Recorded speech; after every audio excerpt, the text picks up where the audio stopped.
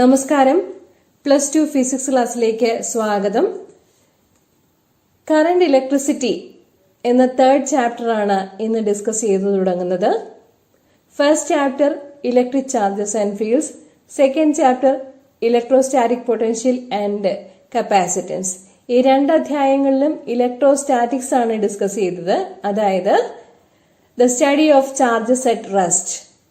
റെസ്റ്റിലുള്ള ചാർജുകളെ കുറിച്ചാണ് ആദ്യത്തെ 2 അധ്യായങ്ങളിൽ നമ്മൾ പഠിച്ചത്. ഇന്ന് കറന്റ് ഇലക്ട്രിസിറ്റിയിൽ മൂവിംഗ് ചാർജസ് ആണ് പഠന വിധേയമാക്കുന്നത്. Moving charges in different form can create current. Moving charges എവിടെയെല്ലാം നമുക്ക് കൺസിഡർ ചെയ്യാം. 2 കേസസ് പറയാം.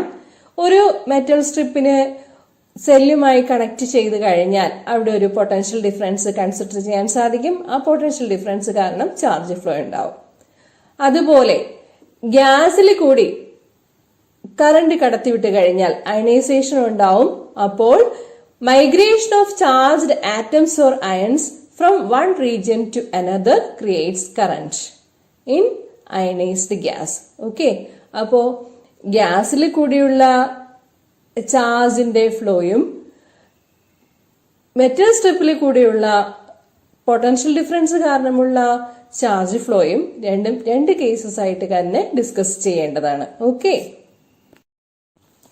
ഇലക്ട്രിക് കറന്റ് കണ്ടക്ടേഴ്സിലും ഇലക്ട്രോലൈറ്റ്സിലും സെമി കണ്ടക്ടേഴ്സിലും എങ്ങനെയായിരിക്കുമെന്ന് നോക്കാം. നമുക്കറിയാം കണ്ടക്ടേഴ്സിൽ ഫ്രീ ഇലക്ട്രോൺസ് ഉണ്ട്. Free electrons are in a state of continuous motion. Positive ഡയറക്ഷനിലേക്ക് എത്രത്തോളം ഇലക്ട്രോൺസിന്റെ മൂവ്മെന്റ് കൺസിഡർ ചെയ്യുന്നു അത്രത്തോളം തന്നെ നെഗറ്റീവ് ഡയറക്ഷനിലേക്കും ഇലക്ട്രോൺസിന്റെ മൂവ്മെന്റ് കൺസിഡർ ചെയ്യുവാൻ സാധിക്കും. അല്ലെങ്കിൽ net motion of charges to a particular direction is 0 in a conductor. പോസിറ്റീവും നെഗറ്റീവും 2 ഡിറക്ഷനിലേക്കുമുള്ള ഇലക്ട്രോൺസ് മൂവ്മെന്റ് ഒരുപോലെ ആയതുകൊണ്ട് കണ്ടക്ടേഴ്സിൽ net flow of charges is equal to 0 എന്നാണ് പറയുക. ഈ കണ്ടക്ടറിനെ ഒരു എക്സ്റ്റേണൽ സോഴ്സ് ഓഫ് EMFുമായി കണക്ട് ചെയ്ത് കൊടുക്കുന്നു എന്ന് വിചാരിക്കുക. ഒരു സെല്ലുമായിട്ട് കണക്ട് ചെയ്ത് കൊടുക്കുന്നു എന്ന് വിചാരിക്കുക, പൊട്ടൻഷ്യൽ ഡിഫറൻസ് ക്രിയേറ്റ് ചെയ്യാൻ വേണ്ടിയിട്ട്. അപ്പോൾ എന്താണ് സംഭവിക്കുന്നത്? സെല്ലിന്റെ നെഗറ്റീവ് ടെർമിനലിൽ നിന്നും പോസിറ്റീവ് ടെർമിനലിലേക്കായിരിക്കും കണ്ടക്ടറിൽ കൂടി കറന്റ് ഫ്ലോ കൺസിഡർ ചെയ്യുക, ഇലക്ട്രോൺസിന്റെ മൂവ്മെന്റ് ഉണ്ടായിരിക്കുക. This unidirectional movement of electrons create current in a metal or a conductor. Okay, മെറ്റൽസിലെ എക്സ്റ്റേണൽ സോഴ്സ് ഓഫ് EMFന്റെ പ്രസൻസിൽ എങ്ങനെയാണ് കറന്റ് ഫ്ലോ എന്നുള്ളതാണ് നമ്മളിവിടെ കാണിച്ചിരിക്കുന്നത്. ഓക്കെ, ഇനി ഇലക്ട്രോലൈറ്റ്സിൽ എന്താണ്? ഇലക്ട്രോലൈറ്റ്സിൽ പോസിറ്റീവ്ലി ചാർജ്ഡ് അയോൺസും ഉണ്ട്, നെഗറ്റീവ്ലി ചാർജ്ഡ് അയോൺസും ഉണ്ട്. അവ രണ്ടും മൂവ് ചെയ്യാൻ പറ്റുന്ന അവസ്ഥയിലാണ്. ഒരു സെല്ലുമായിട്ട് കണക്ട് ചെയ്ത് കൊടുക്കുമ്പോൾ, എക്സ്റ്റേണൽ സോഴ്സ് ഓഫ് EMFുമായിട്ട് കണക്ട് ചെയ്ത് കൊടുക്കുമ്പോൾ എന്ത് സംഭവിക്കും? നെഗറ്റീവ്ലി ചാർജ്ഡ് അയോൺസ് പോസിറ്റീവ് ഇലക്ട്രോഡിലേക്കും പോസിറ്റീവ്ലി ചാർജ്ഡ് അയോൺസ് നെഗറ്റീവ് ഇലക്ട്രോഡിലേക്കും മൂവ് ചെയ്യും. ഓക്കെ, അതാണ് ഇലക്ട്രോലൈറ്റ്സിന്റെ കേസിലെ ഇലക്ട്രിക് കറന്റ് എന്നത്. ഇനി സെമി കണ്ടക്ടേഴ്സിൽ എങ്ങനെയാണ് കറന്റ് ഫ്ലോ? സെമി കണ്ടക്ടേഴ്സ് എന്നാൽ കറന്റ് ഫ്ലോ പാർഷ്യലായിട്ട് മാത്രമുള്ള മെറ്റീരിയൽസ് ആണ്. They are not good conductors of electricity. Okay, 2 type semiconductors ഉണ്ട്. N ടൈപ്പ് സെമി കണ്ടക്ടറും P ടൈപ്പ് സെമി കണ്ടക്ടറും. P ടൈപ്പ് സെമി കണ്ടക്ടർ എന്നാൽ ഇലക്ട്രോൺ ഡെഫിഷ്യൻസി അല്ലെങ്കിൽ ഹോൾസ് മെജോറിറ്റി കാരിയേഴ്സ് ആയിട്ടുള്ള കണ്ടക്ടേഴ്സ് ആണ്, സെമി കണ്ടക്ടേഴ്സ് ആണ് P ടൈപ്പ് സെമി കണ്ടക്ടർ.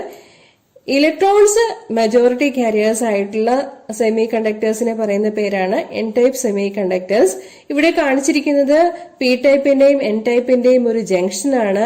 അത്തരം ജംഗ്ഷനെ പറയുന്ന പേര് ഡയോഡ് എന്നാണ്. ഡയോഡുകളെ കുറിച്ച് ഡീറ്റെയിൽഡ് ആയിട്ട് ഇലക്ട്രോണിക്സ് എന്ന ചാപ്റ്ററിൽ, സെമി കണ്ടക്ടർ ഡിവൈസസ് എന്ന ചാപ്റ്ററിൽ പഠിക്കുന്നുണ്ട്. ഇപ്പൊ തൽക്കാലം ഇത്രയും മനസ്സിലാക്കുക. ഡയോഡ്സ് എന്നാൽ ഒരു PN ജംഗ്ഷൻ ആണ്. ഓക്കെ, P ടൈപ്പ് സെമി കണ്ടക്ടറിന്റെയും N ടൈപ്പ് സെമി കണ്ടക്ടറിന്റെയും ജംഗ്ഷൻ ആണ്. ഡയോഡിൽ കൂടി അല്ലെങ്കിൽ സെമി കണ്ടക്ടർ ക്രിസ്റ്റലിൽ കൂടി ഉള്ള കറന്റ് ഫ്ലോ എങ്ങനെയാണ് കൺസിഡർ ചെയ്യാൻ സാധിക്കുക? ഡയോഡിൽ കൂടിയുള്ള ഇലക്ട്രിക് കറന്റ് കൺസിഡർ ചെയ്യുന്നത് ഒരു സർട്ടൻ ഏരിയയിൽ കൂടി യൂണിറ്റ് ടൈമിൽ ഫ്ലോ ചെയ്യുന്ന കറന്റ് ഫ്ലോ ചെയ്യുന്ന ചാർജ് കൺസിഡർ ചെയ്തിട്ടാണ്. The strength of electric current is obtained as the net charge flowing across a certain area in unit time. Okay, it is given by the equation I equal to Q by T. Q is the charge and T is the time. If the charge flow is steady, then the steady current is given by this equation I equal to Q by T.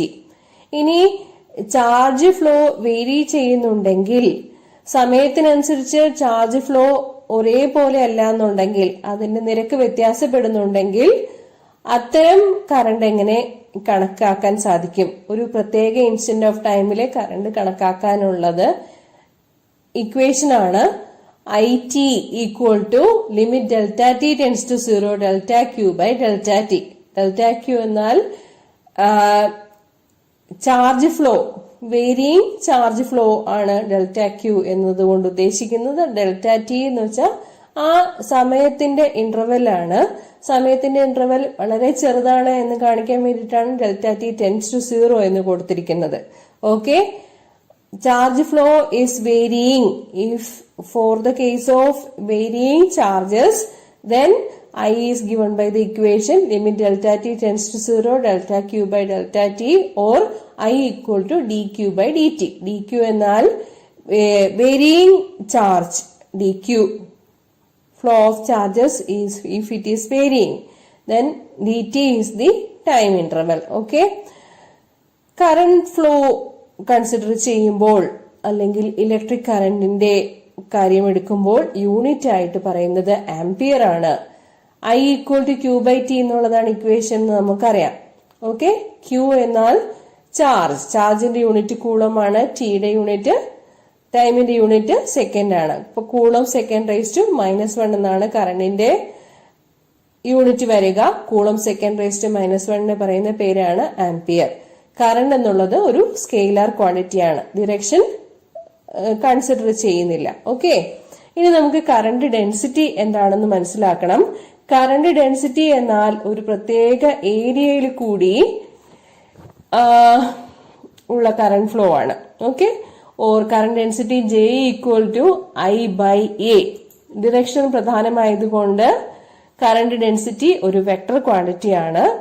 Current ഡെൻസിറ്റിയുടെ unit ampere metre raise to -2 ആണ്. ഓക്കെ, current ആംപിയറിലും area square മീറ്ററിലും measure ചെയ്യുമ്പോൾ നമുക്ക് current ഡെൻസിറ്റിയുടെ unit ampere metre raise to -2 എന്ന് പറയുവാൻ സാധിക്കും. Okay, Ohm's law. The steady current flowing through a metallic conductor is directly proportional to the potential difference applied between its ends when the physical conditions like temperature and other mechanical strain, etc. are kept constant. ഒരു metallic conductor, ഉദാഹരണത്തിന് ഒരു wire എടുക്കുകയാണെങ്കിൽ ആ കണ്ടക്ടറിൽ ഒരുപാട് free ഇലക്ട്രോണുകളുണ്ട്. കണ്ടക്ടറിലെ free ഇലക്ട്രോണുകളുടെ എണ്ണം ഒരു cubic മീറ്ററിൽ 10⁻29 ഓർഡറിലായിരിക്കുമെന്നാണ് കണക്കാക്കിയിട്ടുള്ളത്. മെറ്റാലിക് കണ്ടക്ടറിൽ പൊട്ടൻഷ്യൽ ഡിഫറൻസ് അപ്ലൈ ചെയ്യാണ്. അതായത് ഒരു സെല്ലിനോട് കണക്ട് ചെയ്ത് അതിനൊരു ഇലക്ട്രിക് ഫീൽഡ് കൊടുക്കുകയാണ്. ഇലക്ട്രിക് ഫീൽഡ് പോസിറ്റീവിൽ നിന്നും നെഗറ്റീവിലേക്കാണ് കണക്കാക്കുന്നതെങ്കിൽ ഇലക്ട്രോണുകളുടെ പ്രവാഹം towards the positive end of the conductor ആയിരിക്കും. അതായത് കറന്റ് ഫ്ലോയ്ക്ക് ഒരു ഓപ്പോസിഷൻ ഇലക്ട്രോണുകൾ കൊടുക്കുന്നു. എത്രത്തോളം ഒപ്പോസിഷൻ ആണ് കറന്റ് ഫ്ലോയ്ക്ക് കൊടുക്കുന്നത് എന്നുള്ളതിനെയാണ് ആ മെറ്റാലിക് കണ്ടക്ടറിന്റെ റെസിസ്റ്റൻസ് എന്നതുകൊണ്ട് വിവക്ഷിക്കുന്നത്. നമ്മളിവിടെ മെറ്റാലിക് കണ്ടക്ടറിലെ പൊട്ടൻഷ്യൽ ഡിഫറൻസ് കൂട്ടി കൊടുക്കുകയാണ്. അപ്പോൾ കറണ്ടും നേരനുപാതത്തിൽ വ്യത്യാസപ്പെടുന്നത് കാണാം. അതായത് V proportional to I, V equal to R into I. ഇവിടെ കൊടുക്കുന്ന പ്രൊപ്പോർഷണാലിറ്റി കോൺസ്റ്റന്റ് ആറിനെയാണ് റെസിസ്റ്റൻസ് ഓഫ് ദി കണ്ടക്ടർ എന്ന് പറയുന്നത്. റെസിസ്റ്റൻസിന്റെ യൂണിറ്റ് ഓം ആണ്. ഒമേഗ എന്ന ഗ്രീക്ക് ആൽഫബറ്റ് വെച്ചിട്ടാണ് ഓമിനെ സൂചിപ്പിക്കുക. OHM സയന്റിസ്റ്റിന്റെ പേരാണ്. ഓംസ് ലോ കണ്ടുപിടിച്ച ജോർജ് സൈമൺ ഓം, അദ്ദേഹത്തോടുള്ള ബഹുമാനാർത്ഥമാണ്. The proportionality constant in Ohm's law is named, or the unit of resistance is named ohm. O should be small letter. OHM എല്ലാം small ലെറ്ററുകളിലായിരിക്കണം എഴുതേണ്ടത്. Okay, resistance ഒരു കണ്ടക്ടറിന്റെ നീളത്തിന് നേരനുപാതത്തിലും കണ്ടക്ടറിന്റെ ഏരിയയ്ക്ക് വിപരീത അനുപാതത്തിലുമായിരിക്കും. നീളത്തിന് ആനുപാതികമായി റെസിസ്റ്റൻസ് വരാൻ കാരണമെന്നാൽ ഇലക്ട്രോണുകൾക്ക് കൂടുതൽ പാത്ത് സഞ്ചരിക്കേണ്ടി വരുന്നത് കൊണ്ടാണ്.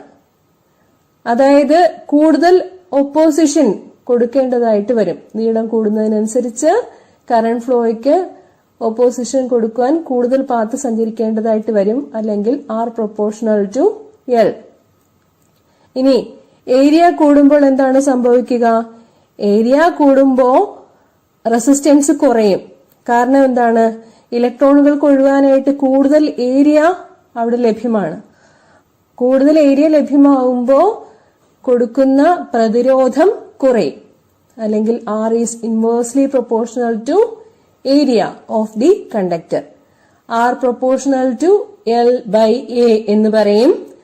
R equal to a constant rho into L by A, and that constant rho is called the resistivity of the material of the conductor. Okay, resistivity ഓരോ മെറ്റീരിയലിനും characteristic ആയിട്ടുള്ളതാണ്. ഓരോ മെറ്റീരിയലിനും ഒരു കോൺസ്റ്റന്റ് റെസിസ്റ്റിവിറ്റി ആയിരിക്കും ഉണ്ടാവുക. നീളം വ്യത്യാസപ്പെട്ടാലോ ഏരിയ വ്യത്യാസപ്പെട്ടാലോ ഒന്നും റെസിസ്റ്റിവിറ്റിയുടെ വാല്യൂ വ്യത്യാസപ്പെടുകയില്ല. ഒരു particular material, for example aluminium, copper, ഇങ്ങനെയുള്ള ഓരോ മെറ്റീരിയൽ എടുത്തു കഴിഞ്ഞാൽ അലൂമിനിയത്തിന്റെ റെസിസ്റ്റിവിറ്റി, ആ മെറ്റീരിയലിന്റെ റെസിസ്റ്റിവിറ്റി എന്ന് പറയുന്നത് എപ്പോഴും കോൺസ്റ്റന്റ് ആയിരിക്കും. കോപ്പറിന് മറ്റൊരു റെസിസ്റ്റിവിറ്റി വാല്യൂ ആയിരിക്കും ഉണ്ടാവുക. ഓക്കെ, മെറ്റീരിയൽസ് കൺസിഡർ ചെയ്യുമ്പോൾ മെറ്റൽസിന് റെസിസ്റ്റിവിറ്റി കുറവായിരിക്കും. അതായത് അവയുടെ കണ്ടക്ടിവിറ്റി കൂടുതലായിരിക്കും. എളുപ്പത്തിൽ ഇലക്ട്രോൺ ഫ്ലോ പോസിബിൾ ആയിരിക്കും, അല്ലെങ്കിൽ കറന്റ് ഫ്ലോ പോസിബിൾ ആയിരിക്കും കണ്ടക്ടറുകളിൽ. ഓക്കെ, ഓംസ് ലോ എന്നത് ഒരു യൂണിവേഴ്സൽ ലോ ആണോ? എല്ലാ കണ്ടക്ടറുകളും ഓംസ് ലോ അനുസരിക്കുന്നുണ്ടോ? എല്ലാ കണ്ടക്ടറുകളിലും കറന്റ് ഫ്ലോ എന്ന് പറയുന്നത് അതിൽ കൊടുക്കുന്ന പൊട്ടൻഷ്യൽ ഡിഫറൻസിന് നേരനുപാതത്തിലാണോ? അല്ല. മെറ്റാലിക് കണ്ടക്ടറുകളിൽ മാത്രമാണ് VI റിലേഷൻഷിപ്പ് നേരനുപാതത്തിലായിട്ടുള്ളത്. V by I is a constant R എന്നുള്ളത് കൃത്യമായി ഒബേ ചെയ്യുന്നത് മെറ്റാലിക് കണ്ടക്ടറുകൾ മാത്രമാണ്. ഓംസ് ലോ ഒബേ ചെയ്യുന്ന ഇത്തരം കണ്ടക്ടറുകളെ ഓമിക് കണ്ടക്ടേഴ്സ് എന്ന് പറയുന്നു. ഓംസ് ലോ ഒബേ ചെയ്യാത്ത കണ്ടക്ടറുകളുമുണ്ട്. എന്തെല്ലാമാണ് അത്തരം കണ്ടക്ടറുകൾ? ഉദാഹരണത്തിന് സെമി കണ്ടക്ടറുകൾ, സൂപ്പർ കണ്ടക്ടറുകൾ, ഇവയെല്ലാം ഓംസ് ലോ ഒബേ ചെയ്യുന്നില്ല. നോൺ ഓമിക് കണ്ടക്ടറുകളെ സംബന്ധിച്ച് ഏറ്റവും പ്രധാനമായി പറയാനുള്ളത് IV ക്യാരക്ടറിസ്റ്റിക് കർവ് ലീനിയർ ആയിരിക്കില്ല എന്നുള്ളതാണ്. വോൾട്ടേജും കറണ്ടും കൂടി എടുത്ത് ഗ്രാഫ് വരയ്ക്കുകയാണെങ്കിൽ ഒരിക്കലും സ്ട്രെയിറ്റ് ലൈൻ ഗ്രാഫ് ആയിരിക്കില്ല കിട്ടുന്നത്. The IV characteristic curve of non-ohmic conductor is non-linear. Straight line graph അല്ല. ഇവിടെ കാണിച്ചിരിക്കുന്നത് സെമി കണ്ടക്ടർ ഡയോഡിന്റെ IV ക്യാരക്ടറിസ്റ്റിക് കർവ് ആണ്. ഇതൊരു സ്ട്രെയിറ്റ് ലൈൻ അല്ലെന്ന് ഒറ്റ നോട്ടത്തിൽ തന്നെ ബോധ്യമാവുന്നതാണ്. ഓക്കെ, ചെറിയ കറണ്ടിന് മാത്രമാണ് IV ക്യാരക്ടറിസ്റ്റിക് കർവ് ഓമിക് കണ്ടക്ടറുകളിൽ പോലും ലീനിയാരിറ്റി കാത്തു സൂക്ഷിക്കുന്നത്. IV characteristic curve of ohmic conductors is a straight line only at small values of current. Current കൂടിക്കഴിഞ്ഞാൽ എന്ത് സംഭവിക്കും? കറണ്ട് കൂടിക്കഴിഞ്ഞാൽ നമ്മുടെ മെറ്റാലിക് വയർ ചൂടാവും. ചൂടാവുന്നതിനനുസരിച്ച് റെസിസ്റ്റൻസ് കൂടും. ഓക്കെ, അപ്പോ IV characteristic curve ഒരിക്കലും ഒരു സ്ട്രെയിറ്റ് ലൈൻ ആയിട്ടായിരിക്കില്ല കിട്ടുന്നത്. ഒരു നോൺ ഓമിക് കണ്ടക്ടറായ ഗാലിയം ആഴ്സനൈഡിന്റെ IV ക്യാരക്ടറിസ്റ്റിക് കർവ് നമുക്ക് പരിശോധിക്കാം. ഇവിടെ ഒരേ കറണ്ടിന് തന്നെ 3 പൊട്ടൻഷ്യൽ ഡിഫറൻസ് വാല്യൂസ് ഉള്ളതായിട്ട് കാണാവുന്നതാണ്. V1, V2, V3 ഇങ്ങനെ 3 V വാല്യൂസ് ഉണ്ട്. ഏതിന്? For the same value of I. And this is the IV curve for gallium arsenide. Electrical energy and power. ഒരു സർക്യൂട്ടിൽ കൂടി സ്റ്റഡി കറന്റ് മെയിൻറ്റെയിൻ ചെയ്യാനായി സർക്യൂട്ടിലെ ബാറ്ററി ശ്രമിക്കുമ്പോൾ അതിന് വർക്ക് ചെയ്യേണ്ടതായി വരും. ഫ്ലോ ഓഫ് കറന്റിനെ റെസിസ്റ്റർ പ്രതിരോധിക്കുന്നതായതുകൊണ്ട് അത് ചൂടാവും. അതായത് work dissipates some heat energy in a circuit with resistor. The rate at which work is done by the battery is called the power of the battery. Battery ചെയ്യുന്ന പ്രവൃത്തിയുടെ നിരക്കിനെയാണ് power എന്ന് പറയുന്നത്. The rate at which work is done by the battery. We know power P equal to work by time. അപ്പൊ unit എന്തായിരിക്കും വരുന്നത്? വർക്കിന്റെ unit joule ആണ്, ടൈമിന്റെ യൂണിറ്റ് സെക്കൻഡ് ആണ്. സോ പവറിന്റെ യൂണിറ്റ് ജൂൾ പെർ സെക്കൻഡ് എന്നായിരിക്കും. ഇലക്ട്രിക്കൽ പവറിനെ സൂചിപ്പിക്കുന്ന യൂണിറ്റ് വാട്ട് ആണ്, WATT. സ്മോൾ ലെറ്റേഴ്സിലാണല്ലോ എഴുതേണ്ടത്, അല്ലെങ്കിൽ സിമ്പിൾ എഴുതുമ്പോൾ ക്യാപിറ്റൽ W എന്ന് മാത്രമായും എഴുതാം. ജൂൾ പെർ സെക്കൻഡ് ആണ് ഒരു watt. Okay. Q charges V potential ഡിഫറൻസിലാണെങ്കിൽ work W equal to QV നമുക്കറിയാവുന്ന കാര്യമാണ്. അതുകൊണ്ട് തന്നെ പവർ P എന്നുള്ളത് വർക്ക് ബൈ ടൈം എന്നതിന് പകരം QV ബൈ T എന്ന് എഴുതാവുന്നതാണ്. പക്ഷെ നമുക്ക് കറണ്ട് എന്നാൽ എന്താണെന്ന് അറിയാം. Rate of flow of charge or Q by T equal to current I. So we have the expression for the power P equal to QV by T equal to IV. Okay. I is the current and V is the potential difference. നമുക്ക് Ohm's law അറിയാം, V equal to IR. അങ്ങനെ വരുമ്പോൾ P equal to IV എന്നുള്ള എക്സ്പ്രഷനെ ഐയുടെയും ആറിന്റെയും ടേംസില് I² R എന്ന് എഴുതാൻ പറ്റും.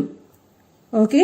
V equal to IR ആയതുകൊണ്ട് അത് തന്നെ വിയുടെയും ആറിന്റെയും ടേംസില്, പൊട്ടൻഷ്യൽ ഡിഫറൻസിന്റെയും റെസിസ്റ്റൻസിന്റെയും ടേംസില് V² ബൈ R എന്നും എഴുതാൻ പറ്റും.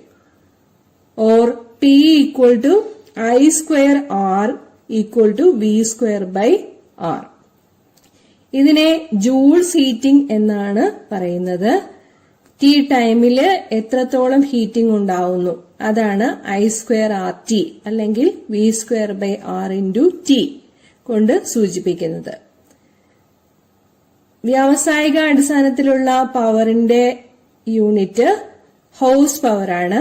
1 ഹോഴ്സ് പവർ എന്നാൽ 746 വാട്ടാണ്. ഇനി നമുക്ക് കോമ്പിനേഷൻ ഓഫ് റെസിസ്റ്റേഴ്സ് ഡിസ്കസ് ചെയ്യാം. സീരീസ് കോമ്പിനേഷൻ ഓഫ് റെസിസ്റ്റേഴ്സും ഉണ്ട്, പാരലൽ കോമ്പിനേഷൻ ഓഫ് റെസിസ്റ്റേഴ്സും ഉണ്ട്. ഒരു സർക്യൂട്ട് ആവശ്യപ്പെടുന്നതിനനുസരിച്ച് സീരീസ് ആയിട്ടോ പാരലൽ ആയിട്ടോ സീരീസും പാരലലും കൂടി ഒരുമിച്ചായിട്ടോ എങ്ങനെ വേണമെങ്കിലും റെസിസ്റ്ററുകൾ സെറ്റ് ചെയ്ത് കൊടുക്കാവുന്നതാണ്. ഓരോ സർക്യൂട്ടും ആവശ്യപ്പെടുന്ന പ്രതിരോധം നിജപ്പെടുത്തുന്നതിന് വേണ്ടിയിട്ടാണ് പലതരത്തിൽ റെസിസ്റ്ററുകളെ കമ്പൈൻ ചെയ്യുന്നത്. ഒരേ കറന്റ് തന്നെ ഒന്നിലേറെ റെസിസ്റ്ററുകളിൽ കൂടി വേണ്ടി വരുമ്പോഴാണ് സീരീസ് കോമ്പിനേഷൻ പരിഗണിക്കുക. Okay.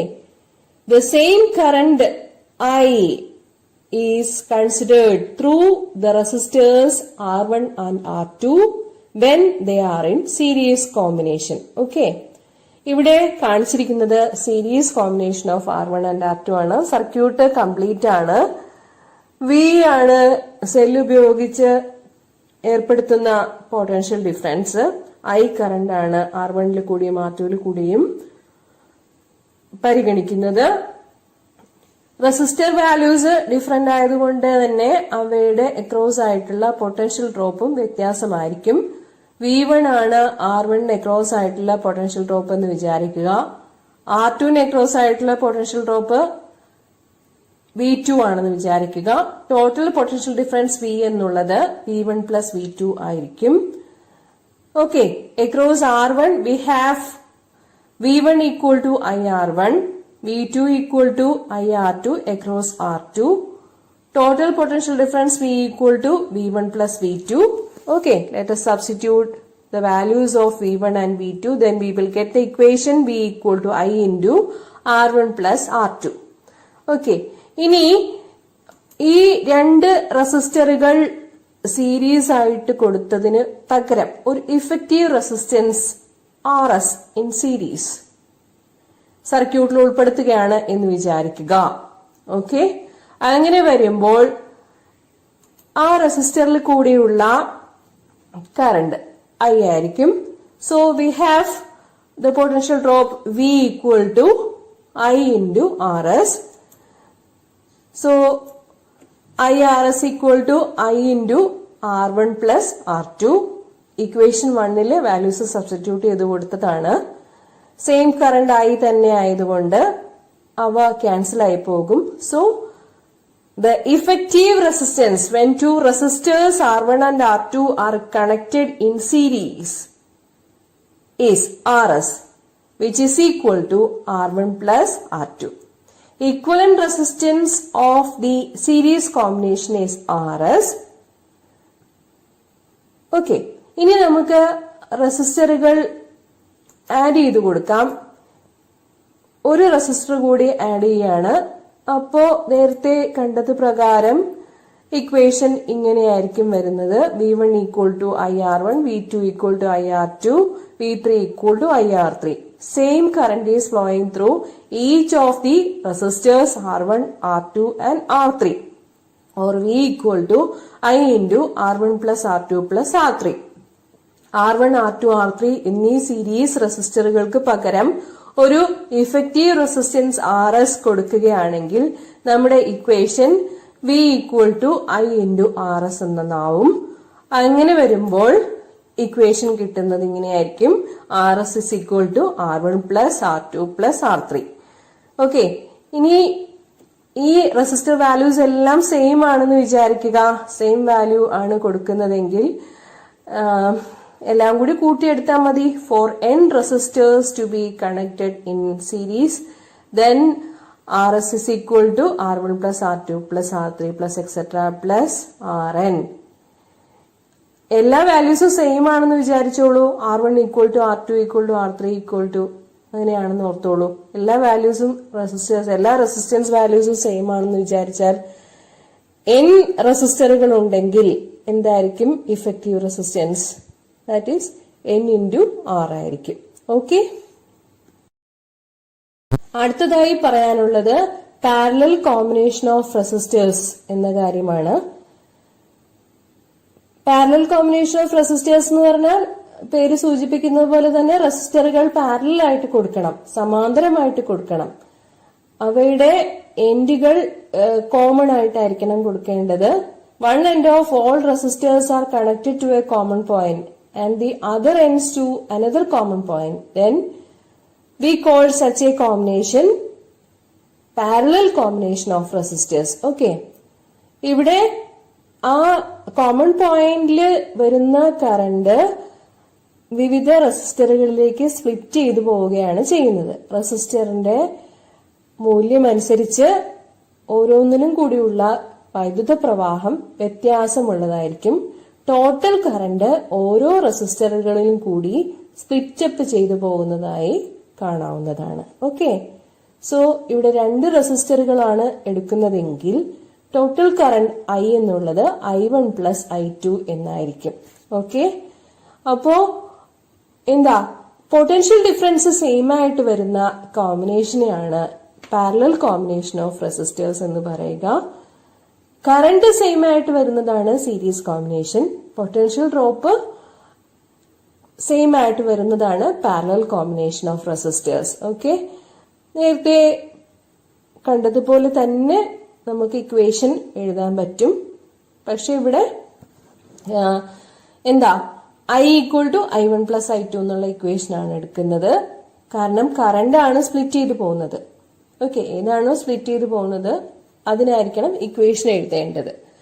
So total current I equal to I1 plus I2, I1 equal to V by R1, I2 equal to V by R2. So we have the equation I equal to V by R1 plus V by R2 or I equal to V into 1 by R1 plus 1 by R2. ഇനി ഈ രണ്ട് റെസിസ്റ്ററുകൾ ഇങ്ങനെ parallel ആയിട്ട് കൊടുത്തതിന് പകരം ഒരു effective resistance R1ന്റെയും R2ന്റെയും parallel കോമ്പിനേഷന് വേണ്ടി കൊടുക്കുകയാണ് എന്ന് വിചാരിക്കുക. ആ ഇഫക്റ്റീവ് റെസിസ്റ്റൻസ് RP ആണെന്നിരിക്കട്ടെ. P സൂചിപ്പിക്കുന്നത് effective resistance when R1 and R2 are in parallel. Then we have the equation for the current I equal to V by RP. So equation 1ൽ substitute ചെയ്യുമ്പോൾ നമുക്ക് കിട്ടുക V by RP equal to V into 1 by R1 plus 1 by R2 എന്നാണ്. 1 by RP equal to 1 by R1 plus 1 by R2 എന്ന് കാണാവുന്നതാണ്. Okay, so parallel combination of resistors, the reciprocal of the effective resistance is equal to the sum of the reciprocals of the individual resistors എന്ന് കാണാവുന്നതാണ്. Okay, ഇനി resistors നമുക്ക് കൂട്ടി കൊടുക്കാം. ഒരു resistor കൂടി കൊടുക്കുകയാണ്. So now here R1, R2 and R3 are in parallel. Then we have the equation 1 by RP equal to 1 by R1 plus 1 by R2 plus 1 by R2, 1 by R3. Okay, 1 by R1 plus 1 by R2 plus 1 by R3 equal to 1 by RP. ഇനി n resistors ആണ് ഉള്ളതെന്ന് വിചാരിക്കുക. ഓരോന്നിന്റെ values വ്യത്യാസമുള്ളതാണെന്ന് വിചാരിക്കുക. അങ്ങനെയാവുമ്പോൾ 1 by RP equal to 1 by R1 plus 1 by R2 plus et cetera plus 1 by Rn എന്ന് കാണാവുന്നതാണ്. Equal resistors ആണ് കൊടുക്കുന്നതെങ്കിലോ എന്താണ് equation വരുന്നത്? Rs is equal to n into R. n എന്നുള്ളത് എത്ര റെസിസ്റ്ററുകൾ സീരീസ് ആയി കൊടുക്കുന്നു എന്നുള്ളതിനെ സൂചിപ്പിക്കുന്നു. ഇനി n resistors, n equal resistors of R values are in connected in parallel, then Rp equal to R by n. Okay, ഇതിന്റെ സീരീസ് വാല്യൂസിന്റെയും പാരലൽ വാല്യൂസിന്റെയും കൂടി റേഷ്യോ എടുക്കുകയാണെങ്കിൽ n റെസിസ്റ്ററുകൾ സീരീസിലും പാരലലിലും കൊടുക്കുകയാണെങ്കിൽ നമുക്ക് കിട്ടുന്നത് the ratio Rs by Rp equal to n square എന്നുള്ളതാണ്. ഇതൊക്കെ നമുക്ക് പ്രോബ്ലം ചെയ്യുമ്പോൾ വളരെ വ്യക്തമായി മനസ്സിലാവും. കറണ്ട് ഇലക്ട്രിസിറ്റിയിലെ പ്രോബ്ലംസ് മുഴുവനും ഓംസ് ലോനെ ബേസ് ചെയ്തിട്ടുള്ളതാണ്. സീരീസ് കോമ്പിനേഷൻ ഓഫ് റെസിസ്റ്റേഴ്സും പാരലൽ കോമ്പിനേഷൻ ഓഫ് റെസിസ്റ്റേഴ്സും ഓംസ് ലോയും വ്യക്തമായിട്ട് അറിയാവുന്നുണ്ടെങ്കിൽ എല്ലാ പ്രോബ്ലംസും വളരെ ഈസിയായി വർക്ക്ഔട്ട് ചെയ്യാൻ സാധിക്കുന്നതാണ്. Okay, so series combination, parallel combination മുമ്പത്തെ ചാപ്റ്ററിൽ ഡിസ്കസ് ചെയ്തു പോയ കപ്പാസിറ്റേഴ്സിന്റെ കോമ്പിനേഷനുമായിട്ട് താരതമ്യം ചെയ്ത് പഠിക്കുക. അവിടെ സീരീസ് കോമ്പിനേഷനും പാരലൽ കോമ്പിനേഷനും എങ്ങനെയാണ് വന്നിരുന്നത് അതിന് ഓപ്പോസിറ്റ് ആയിട്ടുള്ള റിലേഷൻഷിപ്പാണ് ഇവിടെ വരുന്നത്. ഓക്കെ, സീരീസില് റെസിസ്റ്റേഴ്സ് വരികയാണെങ്കിൽ Rs equal to n into R. മറ്റെവിടെ എങ്ങനെയായിരുന്നു? 1 by C equal to 1 by C1 plus 1 by C2 plus 1 by C3 എന്നായിരുന്നു വന്നിരുന്നത്. ഇനി പാരലൽ കോമ്പിനേഷൻ ഓഫ് റെസിസ്റ്റേഴ്സ് ആണെങ്കിൽ Rp equal to 1 by Rp equal to 1 by R1 plus 1 by R2 plus etc plus 1 by Rn എന്നുള്ളടുത്ത് capacitors parallel ആയിട്ട് വരുമ്പോ എന്താണ് ചെയ്യുക? Capacitor values add up ചെയ്തെടുക്കുകയാണ് ചെയ്തിരുന്നത്. Okay, so let us understand more about this series and parallel combination of resistors when we work out more and more problems. Okay, cells, EMF, internal resistance, cells in series and in parallel എന്നീ കാര്യങ്ങൾ മനസ്സിലാക്കാൻ ശ്രമിക്കാം. സെല്ലുകൾ എന്നാൽ എന്തെന്ന് നമുക്കറിയാം. ഒരു സർക്യൂട്ടിൽ സ്റ്റഡി കറന്റ് സാധ്യമാക്കുന്നതിനുള്ള ഡിവൈസുകളാണ് സെല്ലുകൾ. ടോർച്ചിലെ സെല്ലുകൾ ഉദാഹരണമാണ്. ഇവിടെ കാണിച്ചിരിക്കുന്നത് ഒരു സെല്ലാണ്. സെല്ലിന്റെ ഭാഗങ്ങൾ എന്തൊക്കെയാണ്? 2 ഇലക്ട്രോഡുകൾ ഉണ്ടായിരിക്കും.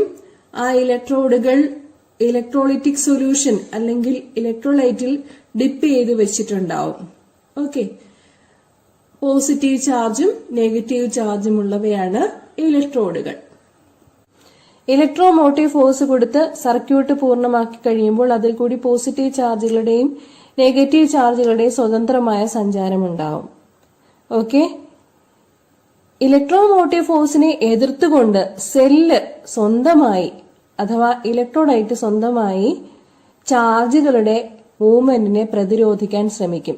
എക്സ്റ്റേണൽ ഫോഴ്സിനെ ഒപ്പോസ് ചെയ്തുകൊണ്ട് ഒരു ഇന്റേണൽ ഫോഴ്സ് സെല്ലിനുള്ളിൽ അനുഭവപ്പെടുന്നു. അഥവാ ഇലക്ട്രോലൈറ്റ് ചാർജുകളുടെ മൂവ്മെന്റിനെ പ്രതിരോധിക്കാൻ ശ്രമിക്കും. ഇതിനെയാണ് ഇന്റേണൽ റെസിസ്റ്റൻസ് എന്ന് പറയുന്നത്. The resistance offered by the electrolyte in a cell is termed as internal resistance. Internal resistance ഏതെല്ലാം ഘടകങ്ങളെ ആശ്രയിക്കുന്നു? ഇലക്ട്രോലൈറ്റിന്റെ സ്വഭാവം, അതായത് പലതരം ഇലക്ട്രോലൈറ്റുകളാവാം. പലതരം ആസിഡുകളോ ആൽക്കലികളോ ഒക്കെ ഉപയോഗിക്കാം ഇലക്ട്രോലൈറ്റുകളായിട്ട്. പിന്നെ ഇലക്ട്രോണിന്റെ സ്വഭാവത്തിനെ ആശ്രയിച്ചിരിക്കും. ഇലക്ട്രോഡുകളുടെ ഏരിയ കൂടുതലാണോ കുറവാണോ എന്നുള്ളതിനെ ആശ്രയിച്ചിരിക്കും. ഇലക്ട്രോഡുകൾക്കിടയിലുള്ള സെപ്പറേഷനെ ആശ്രയിച്ചിരിക്കും. ഓക്കെ, ഇവിടെ ചെറിയ ബോക്സിൽ കാണിച്ചിരിക്കുന്നത് ഒരു ക്ലോസ്ഡ് സർക്യൂട്ട് ആണ്. അതിൽ എക്സ്റ്റേണൽ റെസിസ്റ്റൻസ് ക്യാപിറ്റൽ ആറുമുണ്ട്. സെല്ല് വൈദ്യുത പ്രവാഹത്തിന് ഏർപ്പെടുത്തുന്ന ഇന്റേണൽ റെസിസ്റ്റൻസും കാണിച്ചിട്ടുണ്ട്, അതാണ് സ്മോൾ ആർ. ഓക്കെ, എക്സ്റ്റേണൽ റെസിസ്റ്റൻസിന് എക്രോസ് ആയിട്ടുള്ള, അതായത് എക്സ്റ്റേണൽ റെസിസ്റ്റൻസിന്റെ 2 അറ്റങ്ങൾക്കിടയിൽ അനുഭവപ്പെടുന്ന പൊട്ടൻഷ്യൽ ഡിഫറൻസിനെയാണ് ടെർമിനൽ വോൾട്ട് എന്ന് പറയുന്നത്. R ആണ് എക്സ്റ്റേണൽ റെസിസ്റ്റൻസ് എങ്കിൽ terminal volt I into capital R ആയിരിക്കും. സർക്യൂട്ടിൽ കൂടിയുള്ള കറന്റ് ആണ് I. ഓക്കെ, സെല്ലിന് സ്വന്തമായുള്ള റെസിസ്റ്റൻസ് ആണ് ഇന്റേണൽ റെസിസ്റ്റൻസ്. ഓക്കെ, അത് ഇലക്ട്രോലൈറ്റിന്റെ സ്വഭാവത്തെയും മറ്റുമാണ് ആശ്രയിക്കുന്നതെന്ന് നമ്മൾ പറഞ്ഞു കഴിഞ്ഞു. ഇന്റേണൽ റെസിസ്റ്റൻസ് കാരണമുണ്ടാവുന്ന പൊട്ടൻഷ്യൽ ഡിഫറൻസിനെ പറയുന്ന പേരാണ് lost volt. Okay, electromotive force ഈ 2 കാര്യങ്ങളും ചേർന്നതാണ്.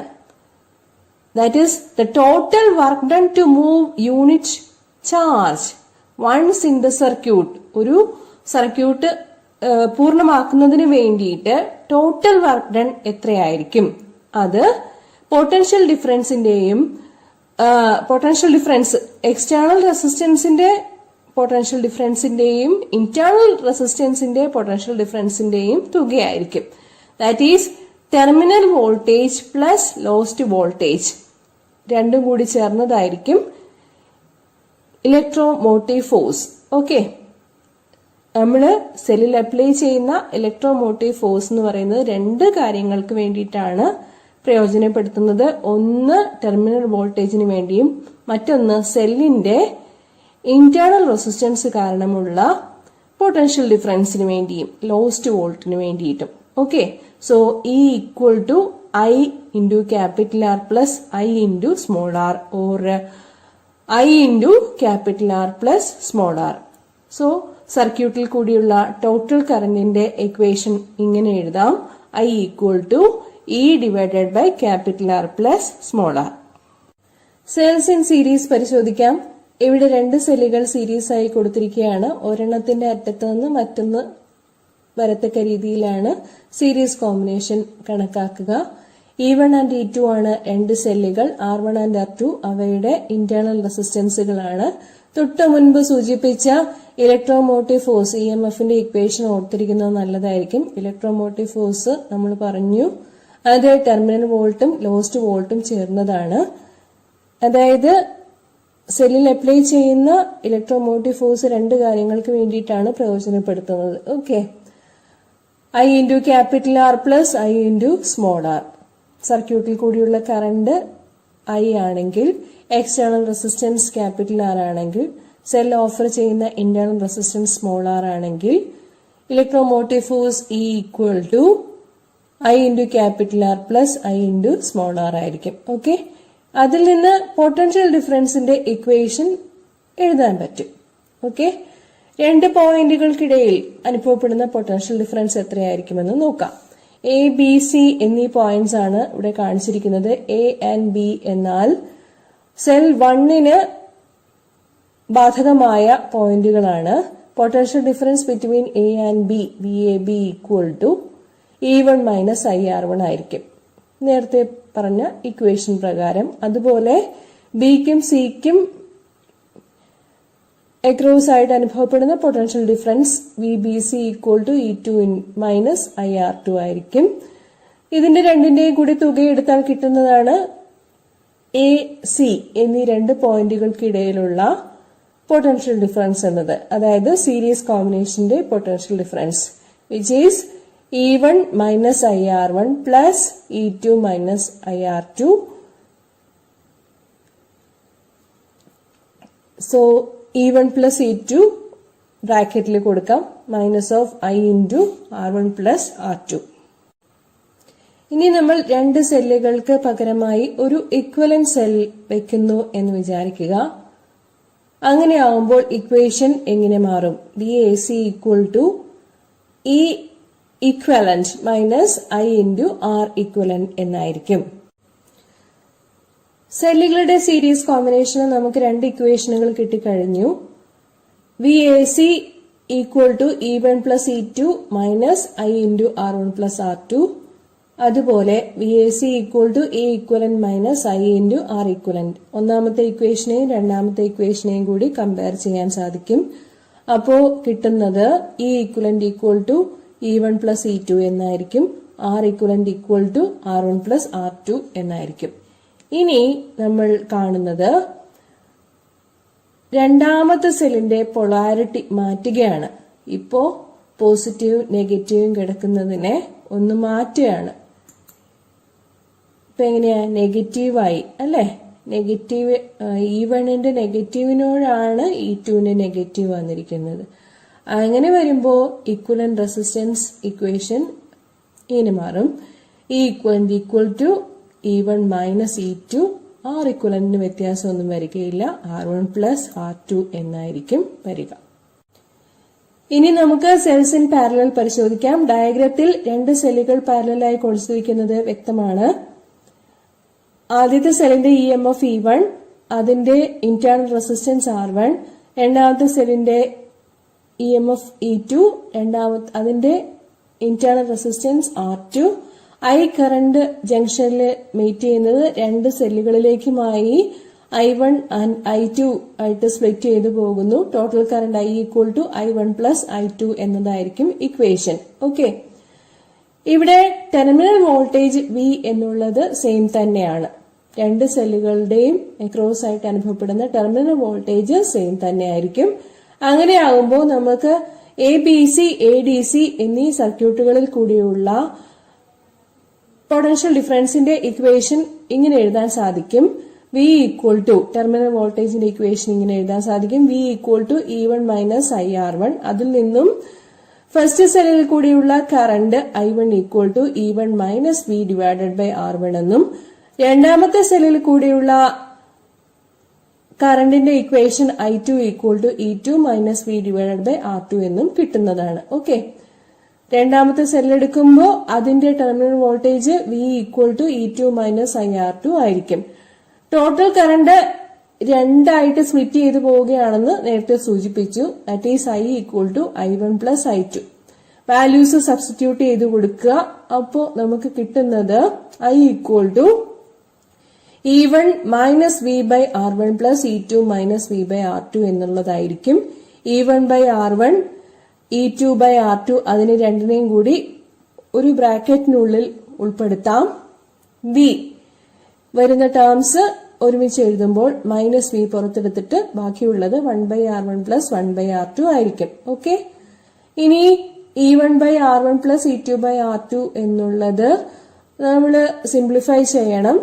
LCM R1 R2 ആണ്. LCM കൊണ്ട് എല്ലാ ടേംസിനെയും രണ്ട് ടേംസിനെയും മൾട്ടിപ്ലൈ ചെയ്യണം. അതുപോലെ V into 1/R1 plus 1/R2 അവിടെയും R1 R2 ആണ് LCM വരുന്നത്. ആ LCM കൊണ്ട് 1/R1നെയും 1/R2നെയും മൾട്ടിപ്ലൈ ചെയ്യുമ്പോൾ കറന്റിന്റെ equation I equal to E1R2 plus E2R2 divided by R1 R2 minus V into R1 plus R2 divided by R1 R2 എന്ന് കിട്ടുന്നതായിരിക്കും. ഇപ്പോൾ നമ്മൾ രണ്ട് സെല്ലുകൾ പാരലലായി സർക്യൂട്ടിൽ കൊടുത്തു കഴിഞ്ഞാലുള്ള കറന്റിന്റെ ഇക്വേഷൻ ആണ് എഴുതിയത്. ഇത് തന്നെ പൊട്ടൻഷ്യൽ ഡിഫറൻസിന് വേണ്ടിയിട്ട് മാറ്റി എഴുതാം. അപ്പോൾ ഇങ്ങനെയായിരിക്കും ഇക്വേഷൻ കിട്ടുക. ഇക്വേഷൻ 1ൽ സൂചിപ്പിച്ചിരിക്കുന്ന പ്രകാരം V equal to E1R2 plus E2R1 divided by R1 plus R2 minus I into R1 R2 divided by R1 plus R2. Correction ഒന്ന് ശ്രദ്ധിച്ചുകൂടുക. RHSലെ ഫസ്റ്റ് ടേമില് E1R2 plus E2R1 എന്നാണ് വേണ്ടത്. ഓക്കെ, മൈനസ് അല്ല ഇടയിൽ വേണ്ടത്. E1R2 plus E2R1 divided by R1 plus R2 minus I into R1 R2 divided by R1 plus R2 എന്നുള്ളതായിരിക്കും potential ഡിഫറൻസിന്റെ equation. ഇനി രണ്ട് സെല്ലുകൾ ഇങ്ങനെ കൊടുത്തതിന് പകരം, പാരലലായി കൊടുത്തതിന് പകരം ഒരു ഇക്വലന്റ് സെൽ സർക്യൂട്ടിൽ ഉൾപ്പെടുത്തുകയാണ് എന്ന് വിചാരിക്കുക. അപ്പോ ഇക്വേഷൻ ഇങ്ങനെയായിരിക്കും. V equal to E equivalent minus I into R equivalent. Equation 1, equation 2 വ്യക്തമാണ്. ഈ രണ്ട് ഇക്വേഷനുകളെയും സീരീസ് കോമ്പിനേഷനിൽ ചെയ്തതുപോലെ കമ്പയർ ചെയ്യാം. അതിൽ നിന്നും R equivalentന്റെ ഇക്വേഷൻ നമുക്ക് ഇങ്ങനെ കിട്ടും. E1R2 plus E2R1 divided by R1 plus R2. അതുപോലെ R equivalent equal to R1 R2 divided by R1 plus R2. ഈ ഇക്വലന്റിന്റെ ഇക്വേഷൻ എഴുതിയതിലും ആ കറക്ഷൻ ശ്രദ്ധിക്കേണ്ടതാണ്. E equivalent equal to E1R2 plus E2R1 divided by R1 plus R2. Okay, ഇനി സെല്ലുകൾ പാരലലായി കൊടുത്തു കഴിയുമ്പോഴുള്ള equivalent internal resistance എങ്ങനെയായിരിക്കും വരുന്നത്? Equivalent internal റെസിസ്റ്റൻസിന്റെ reciprocal 1/R equivalent equal to 1/R1 plus 1/R2 plus etc plus 1/Rn എന്ന് കാണാവുന്നതാണ്. EMFന്റെയും അതുപോലെ ഈക്വലന്റ് ഇന്റേണൽ റെസിസ്റ്റൻസിന്റെയും റേഷ്യോ എടുക്കുമ്പോൾ ഇങ്ങനെ കിട്ടും. E equivalent divided by small r equivalent equal to E1/R1 plus E2/R2 plus etc plus En/Rn. ആരാണ് Kirchhoff? അദ്ദേഹം ഒരു German physicist ആയിരുന്നു. ചിത്രം ഇവിടെ കാണിച്ചിട്ടുണ്ട്. കോംപ്ലിക്കേറ്റഡ് സർക്യൂട്ട്സിനെ സിംപ്ലിഫൈ ചെയ്യാനായിട്ട് രണ്ട് നിയമങ്ങൾ ആവിഷ്കരിച്ച ജർമ്മൻ ഫിസിസിസ്റ്റ് ആണ് Gustav Robert Kirchhoff. Kirchhoff spelling പ്രത്യേകം ശ്രദ്ധിക്കുക. KIRCHHOFF.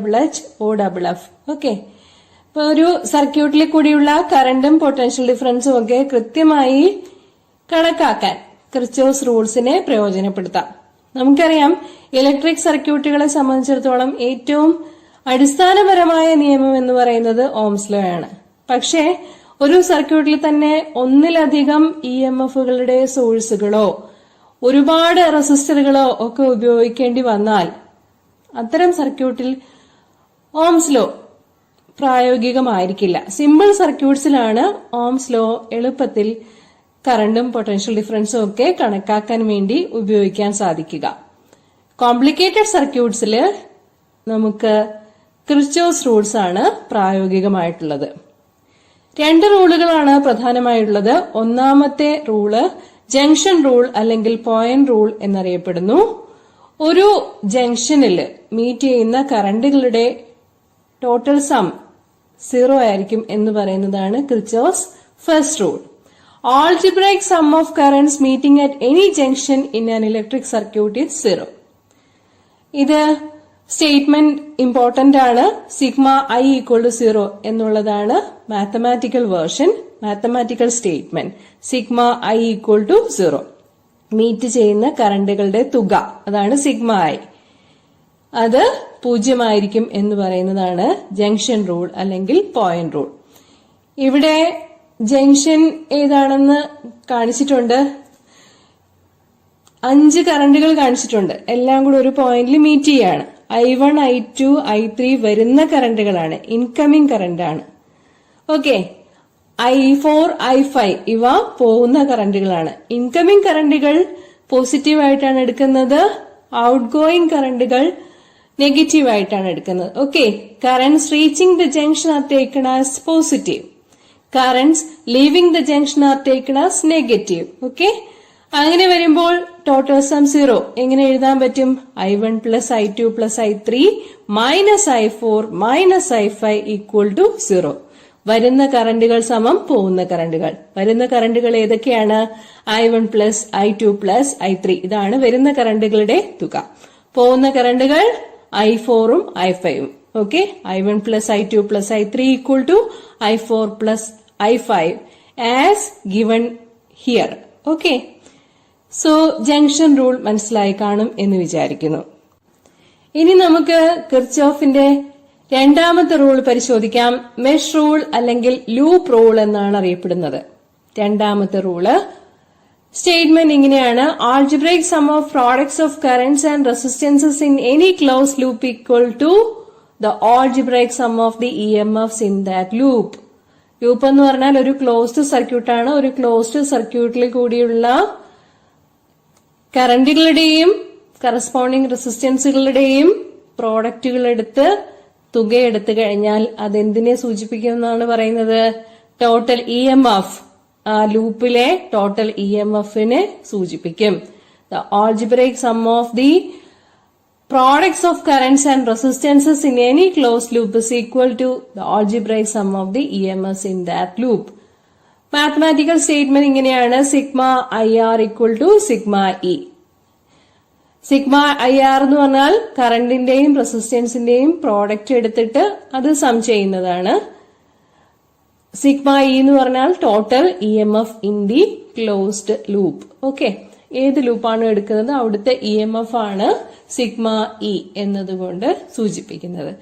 നമുക്ക് ഇവിടെ കാണിച്ചിരിക്കുന്ന സർക്യൂട്ടിലെ വിവിധ ലൂപ്പുകൾ എടുത്തിട്ട് അതില് മെഷ് റൂൾ അല്ലെങ്കിൽ ലൂപ്പ് റൂൾ അപ്ലൈ ചെയ്യാം. ആദ്യത്തെ ലൂപ്പ് എന്നുള്ളത് ABFGA ആണ്.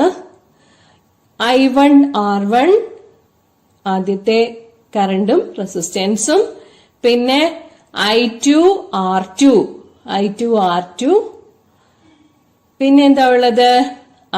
ഈ I1 കറണ്ട് തന്നെയാണ് R5 കൂടി പോകുന്നത്. സോ I1 R5 ഇതിന്റെ മൂന്നിന്റെയും കൂടി തുക എടുക്കുക. I1 R1 plus I2 R2 plus I1 R5. ആ ലൂപ്പിലെ EMF E ആണ്. സോ ഇക്വേഷൻ കിട്ടിക്കഴിഞ്ഞു. I1 R1 plus I2 R2 plus I1 R5 equal to E.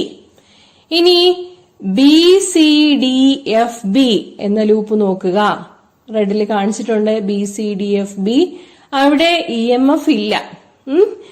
ആ ലൂപ്പിൽ ഇപ്പോ കാണിച്ചിരിക്കുന്നതില് EMF ഇല്ല. അതുകൊണ്ട് തന്നെ റൈറ്റ് ഹാൻഡ് സൈഡ് 0 ആയിരിക്കും. നമുക്ക് വരുന്ന കറണ്ടുകൾ, ഒരേ ഡിറക്ഷനിലേക്കുള്ള കറണ്ടുകൾ ഏതൊക്കെയാണ്? R3 കൂടി I3 ഉണ്ട്. ഈ I3 കറണ്ട് തന്നെയാണ് R4 കൂടിയും ഫ്ലോ ചെയ്യുന്നത്. പോകുന്ന കറണ്ടാണ് I2. സോ അത് നെഗറ്റീവ് ആയിരിക്കും. ഇക്വേഷൻ ഇങ്ങനെ വരും: I3 R3 plus I3 R4 minus I2 R2 equal to 0. ഇനി നമുക്ക് വലിയ ലൂപ്പ് നോക്കാം. ആ ലൂപ്പാണ് ACDGA. ഏതൊക്കെയാണ് കറണ്ടും റെസിസ്റ്റൻസും വരുന്നത്? I1 R1 plus I3 R3. I3 ആണ് R3 കൂടിയുള്ള കറണ്ട്. പിന്നെ I3 തന്നെയാണ് R4 കൂടിയുള്ളത്. പിന്നെ I1 R5. അതാണ് സിഗ്മ ഇ എന്ന് പറയുന്നത്. ഇവിടെ നടുവിൽ കാണിച്ചിരിക്കുന്ന നമ്മുടെ I2 കറണ്ടിന്റെ കേസ് ഇവിടെ വരുന്നില്ല. കാരണം ആ ലൂപ്പ് അല്ല നമ്മൾ പരിഗണിക്കുന്നത്. സോ ഇതാണ് മെഷ് റൂൾ അല്ലെങ്കിൽ ലൂപ്പ് റൂൾ എന്ന് പറയുന്നത്. പ്രോബ്ലം ചെയ്യുമ്പോൾ കൂടുതൽ കാര്യങ്ങൾ മനസ്സിലാവും. ഓക്കെ, ഇതുവരെ പഠിച്ച തിയറി വെച്ച് ഏതാനും പ്രോബ്ലംസ് വർക്ക്ഔട്ട് ചെയ്താലോ? ഫസ്റ്റ് പ്രോബ്ലം നോക്കിക്കോളൂ. The storage battery of a car has an EMF of 12 volt. If the internal resistance of the battery is 0.4 ohm, what is the maximum current that can be drawn from the battery? എന്താണ് പറഞ്ഞിരിക്കുന്നത്? ഒരു storage ബാറ്ററിയുടെ EMF തന്നിട്ടുണ്ട്. അതിന്റെ internal resistance 0.4 ഓം ആണ്. അങ്ങനെയാണെങ്കിൽ maximum current എത്രയായിരിക്കും, എത്ര ആവാം എന്നാണ് ചോദ്യം. മാക്സിമം കറണ്ട് എങ്ങനെയാണ് കണ്ടുപിടിക്കുക? മാക്സിമം കറണ്ട് സർക്യൂട്ടിൽ നിന്ന് ഡ്രോ ചെയ്യാൻ പറ്റുന്നത് എക്സ്റ്റേണൽ റെസിസ്റ്റൻസ് ഒന്നും ഇല്ലാതിരിക്കുമ്പോഴാണ്. ഓക്കെ, ഇന്റേണൽ റെസിസ്റ്റൻസ് മാത്രം കണക്കാക്കുമ്പോഴാണ്. So we have the equation V equal to IR. ഓംസിൽ വെച്ചിട്ടുള്ള പ്രോബ്ലം ആണിത്. ഇന്റേണൽ റെസിസ്റ്റൻസ് മോളാർ ആണ് 0.4 ഓം. മാക്സിമം കറണ്ട് വരണമെന്നുണ്ടെങ്കിൽ മറ്റ് റെസിസ്റ്റൻസുകളൊന്നും ഉണ്ടാകാൻ പാടില്ല. സോ എക്സ്റ്റേണൽ റെസിസ്റ്റൻസിന്റെ വാല്യൂവും 0.4 ഓം തന്നെ കൊടുക്കാവുന്നതാണ്. So current I equal to V/R equal to 30 ampere എന്ന് കിട്ടുന്നതായിരിക്കും. Okay, over to problem number 2. A battery of EMF 10 volt and internal resistance 3 ohm is connected to a resistor. If the current in the circuit is 0.5 ampere, what is the resistance of the resistor? What is the terminal voltage of the battery when the circuit is closed? Okay, നമുക്ക് equation അറിയാം. Equation എന്ന് പറയുന്നത് EMF E equal to terminal volt plus lost volt എന്നുള്ളതാണ്. E equal to I into capital R plus I into small r. നമുക്ക് ഇവിടെ തന്നിരിക്കുന്നത് EMF 10 volt ആണ്. Internal resistance 3 ampere ആണ്. സർക്യൂട്ടിൽ കൂടിയുള്ള കറണ്ട് 0.5 ആംപിയർ ആണ്. അപ്പോൾ നമ്മുടെ ഇക്വേഷനില് ഒരേ ഒരു അൺനോൺ മാത്രമേ വരുന്നുള്ളൂ, ക്യാപിറ്റൽ ആർ. ക്യാപിറ്റൽ ആറിന് വേണ്ടിയിട്ട് ഇക്വേഷൻ റീറൈറ്റ് ചെയ്യുക. എക്സ്റ്റേണൽ റെസിസ്റ്റൻസ് എത്രയാവണം എന്നുള്ളതാണ്. R equal to E minus I into small r divided by I. Values substitute ചെയ്ത് കൊടുക്കുക. You will get the answer to be 17 ohm. Okay, അങ്ങനെയാണെങ്കിൽ ഇപ്പം എക്സ്റ്റേണൽ റെസിസ്റ്റൻസ് കിട്ടിക്കഴിഞ്ഞു. അതാണ് ക്യാപിറ്റൽ ആറിന്റെ value. What is the terminal voltage of the battery? Terminal voltage എന്ന് പറഞ്ഞാൽ external റെസിസ്റ്റൻസിന് അക്രോസ് ആയിട്ടുണ്ടാകുന്ന പൊട്ടൻഷ്യൽ ഡ്രോപ്പ് ആണ്. അതാണ് terminal voltage. Terminal voltage V equal to I into capital R. Okay, I value already തന്നിട്ടുണ്ട്. R value നമ്മളിപ്പോ കണ്ടുപിടിച്ചു. So V equal to 0.5 into 17 equal to 8.5 volt. Clear? ഇനി നമുക്ക് തേർഡ് ക്വസ്റ്റ്യൻ നോക്കാം. വളരെ സിമ്പിൾ ആണ്. ഓംസ് ലോയുടെ ആപ്ലിക്കേഷൻ ആണ് ഇവിടെ. 3 resistors 1 ohm, 2 ohm and 3 ohm are combined in series. What is the total resistance of the combination? Series combinationന്റെ effective resistance അല്ലെങ്കിൽ equivalent resistance എന്താണെന്ന് നമുക്കറിയാം. R1, R2, R3 ആണ് 3 റെസിസ്റ്റൻസുകളെങ്കിൽ effective resistance R equal to R1 plus R2 plus R3 ആയിരിക്കും. So the value is 1 plus 2 plus 3 equal to 6 ohm. Okay. B part നോക്കാം. If the combination is connected to a battery of 12 volt and negligible internal resistance, obtain the potential drop across each resistor. Okay. നമ്മൾ internal resistance ഒക്കെ discuss ചെയ്ത ആ class ഒന്ന് refer ചെയ്യുന്നത് നല്ലതായിരിക്കും. ഈ problem workout ചെയ്യുന്നതിന് മുമ്പ് എളുപ്പമാണിത്. ഇവിടെ എന്താ പറഞ്ഞിരിക്കുന്നത്? ഇന്റേണൽ റെസിസ്റ്റൻസ് ഇല്ല. അപ്പോ ലോസ്റ്റ് വോൾട്ട് കൺസിഡർ ചെയ്യേണ്ട കാര്യമില്ല. ഓരോന്നിന്റെയും ടെർമിനൽ വോൾട്ടേജ് ആണ് കാണാൻ പറഞ്ഞിരിക്കുന്നത്. ഓരോ റെസിസ്റ്ററിനും അക്രോസ് ആയിട്ടുള്ള ടെർമിനൽ വോൾട്ടേജ് മാത്രമാണ് കാണാൻ പറഞ്ഞിരിക്കുന്നത്. അല്ലെങ്കിൽ potential drop across R1, potential drop across R2, potential drop across R3 ഇതാണ് കാണാൻ പറഞ്ഞിരിക്കുന്നത്. അതിനാദ്യം പൊട്ടൻഷ്യൽ ഡിഫറൻസ് എത്രയാണെന്ന് അറിയണം. V ഈക്വൽ ടു IR എന്നുള്ളതാണ് ഇക്വേഷൻ. പൊട്ടൻഷ്യൽ ഡിഫറൻസ് 12 വോൾട്ട് ആണെന്ന് നമുക്കറിയാലോ. അപ്പോ ഇഫക്റ്റീവ് റെസിസ്റ്റൻസിൽ കൂടിയുള്ള കറണ്ട് I എന്നുള്ളത് I ഈക്വൽ ടു V/R ആയിരിക്കും. So 12/6 equal to 2 ampere. Okay, effective റെസിസ്റ്റൻസിൽ കൂടിയുള്ള കറണ്ട് 2 ആംപിയർ ആണ്. അത് തന്നെയായിരിക്കും എങ്ങനെ സീരീസ് കോമ്പിനേഷൻ ആയതുകൊണ്ട് ഓരോ റെസിസ്റ്ററിലും കൂടിയുള്ള കറണ്ട് എന്ന് പറയുന്നത്. ഓക്കെ, ഓരോ സീരീസ് കോമ്പിനേഷൻ എന്ന് പറഞ്ഞാൽ തന്നെ നമുക്കറിയാം, when the same current flows through all the resistors connected, then that combination is called a series combination. Okay, so potential drop across each of the resistors can be easily worked out. Potential drop across R1 or 1 ohm equal to V1 equal to IR1 equal to 2 ampere into 1 ohm equal to 2 volt. Okay, potential drop across 2 ohm V2 equal to IR2. The same current is considered here also. So V2 equal to 2 ampere into 2 ohm equal to 4 volt. Then potential drop across 3 ohm V3 equal to IR3 equal to I is 2 ampere and R3 is 3 ohm. So V3 equal to 6 volt. എളുപ്പമല്ലേ ഈ problem ഒക്കെ? Okay, ഇനി നമുക്ക് നാലാമത്തെ problem workout ചെയ്യാം. Parallel combination of resistors ആണ് ഈ പ്രോബ്ലത്തില്.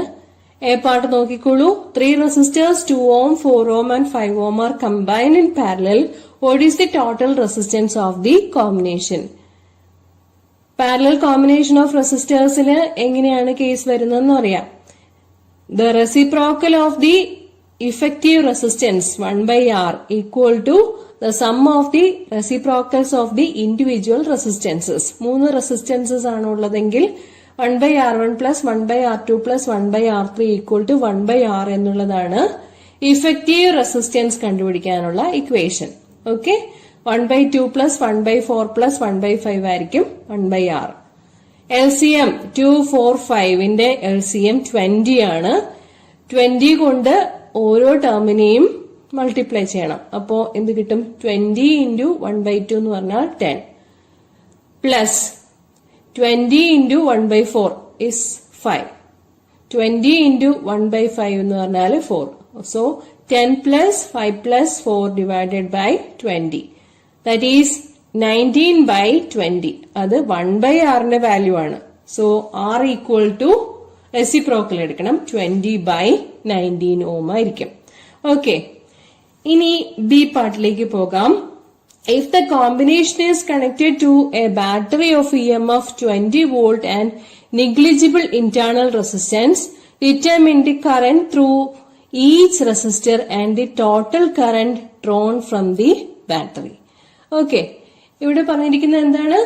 ഇത് ഇവിടെ കൊടുത്തിരിക്കുന്ന ബാറ്ററിയുടെ EMF 20 വോൾട്ട് ആണ്. ഇന്റേണൽ റെസിസ്റ്റൻസ് കൺസിഡർ ചെയ്യേണ്ട ആവശ്യമില്ല.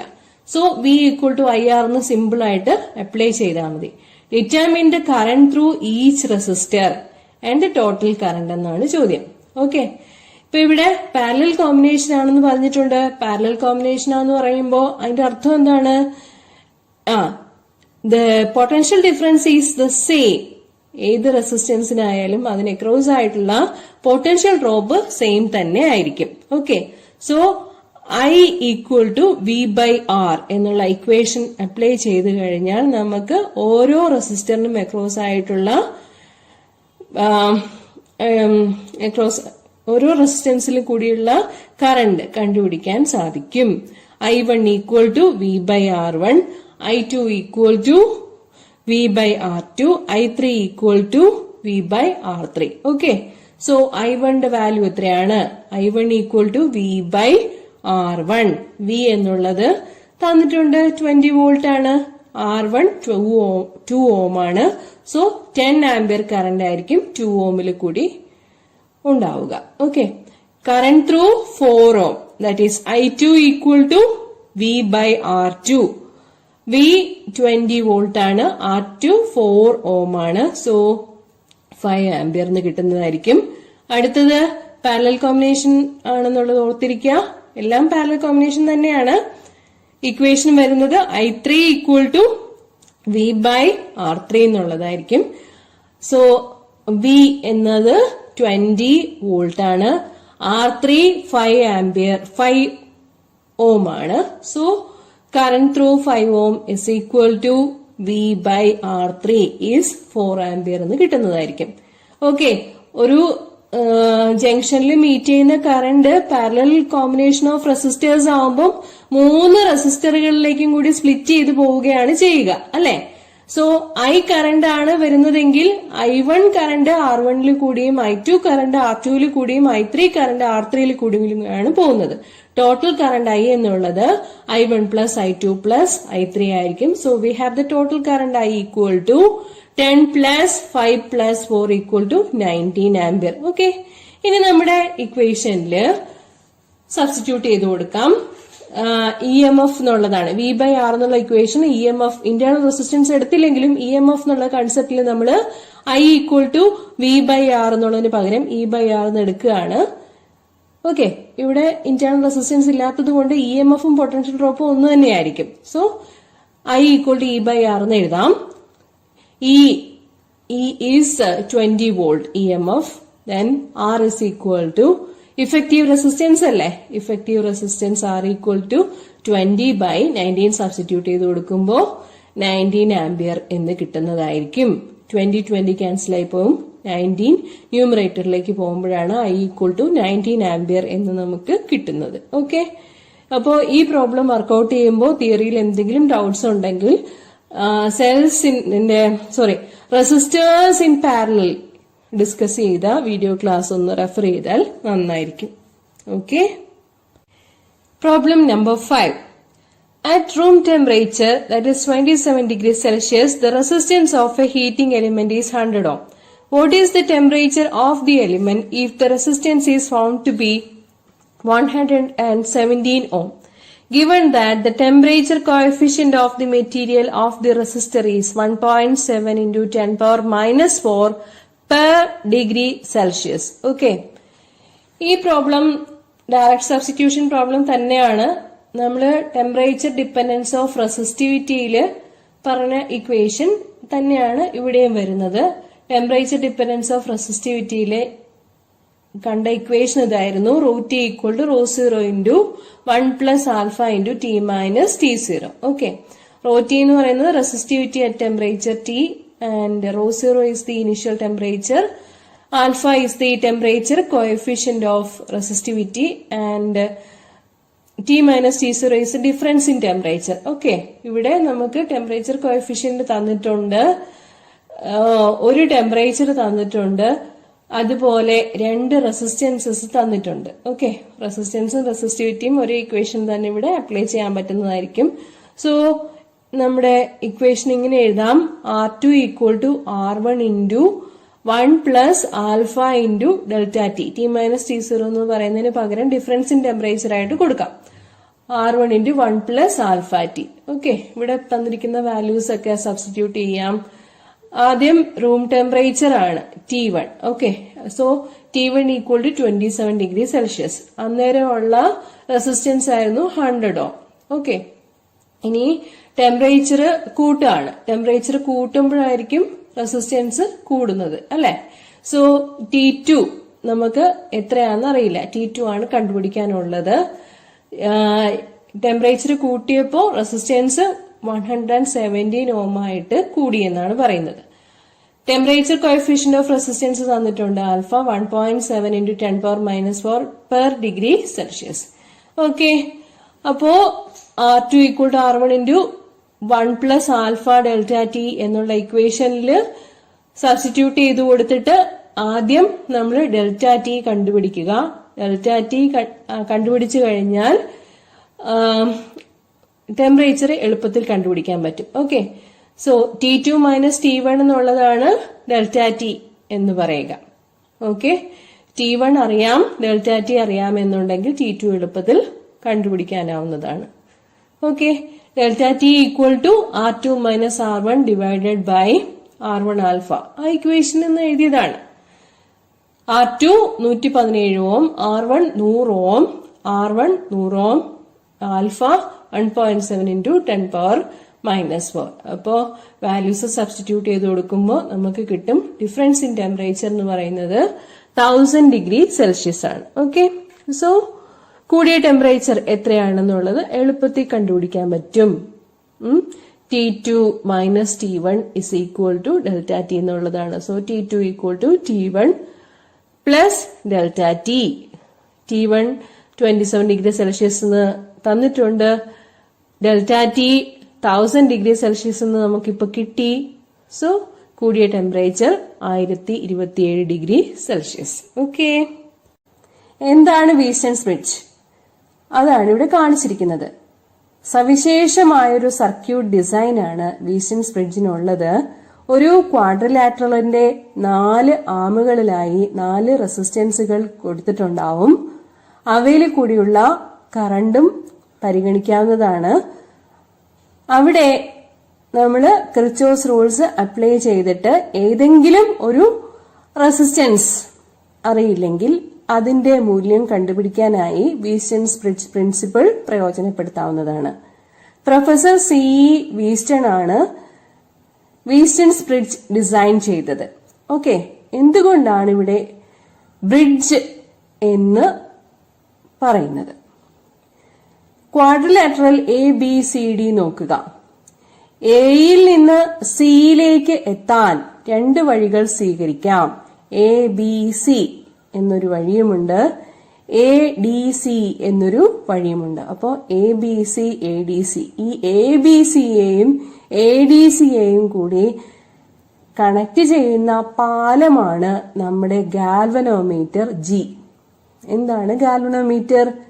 ഒരു സർക്യൂട്ടിലെ കറന്റിന്റെ സാന്നിധ്യം തിരിച്ചറിയുന്നതിനുള്ള ഡിവൈസ് ആണ് ഗാൽവനോമീറ്റർ. ഓക്കെ, അപ്പോ ഈ വീസ്റ്റൺസ് ബ്രിഡ്ജിന്റെ ബാലൻസിങ് കണ്ടീഷൻ ഒക്കെ പറഞ്ഞിട്ട് അൺനോൺ റെസിസ്റ്റൻസ് എങ്ങനെ കണ്ടുപിടിക്കാം എന്നുള്ളതാണ് ഇന്നത്തെ ചർച്ചാ വിഷയം. ഓക്കെ, സർക്യൂട്ട് കംപ്ലീറ്റ് ആണ്.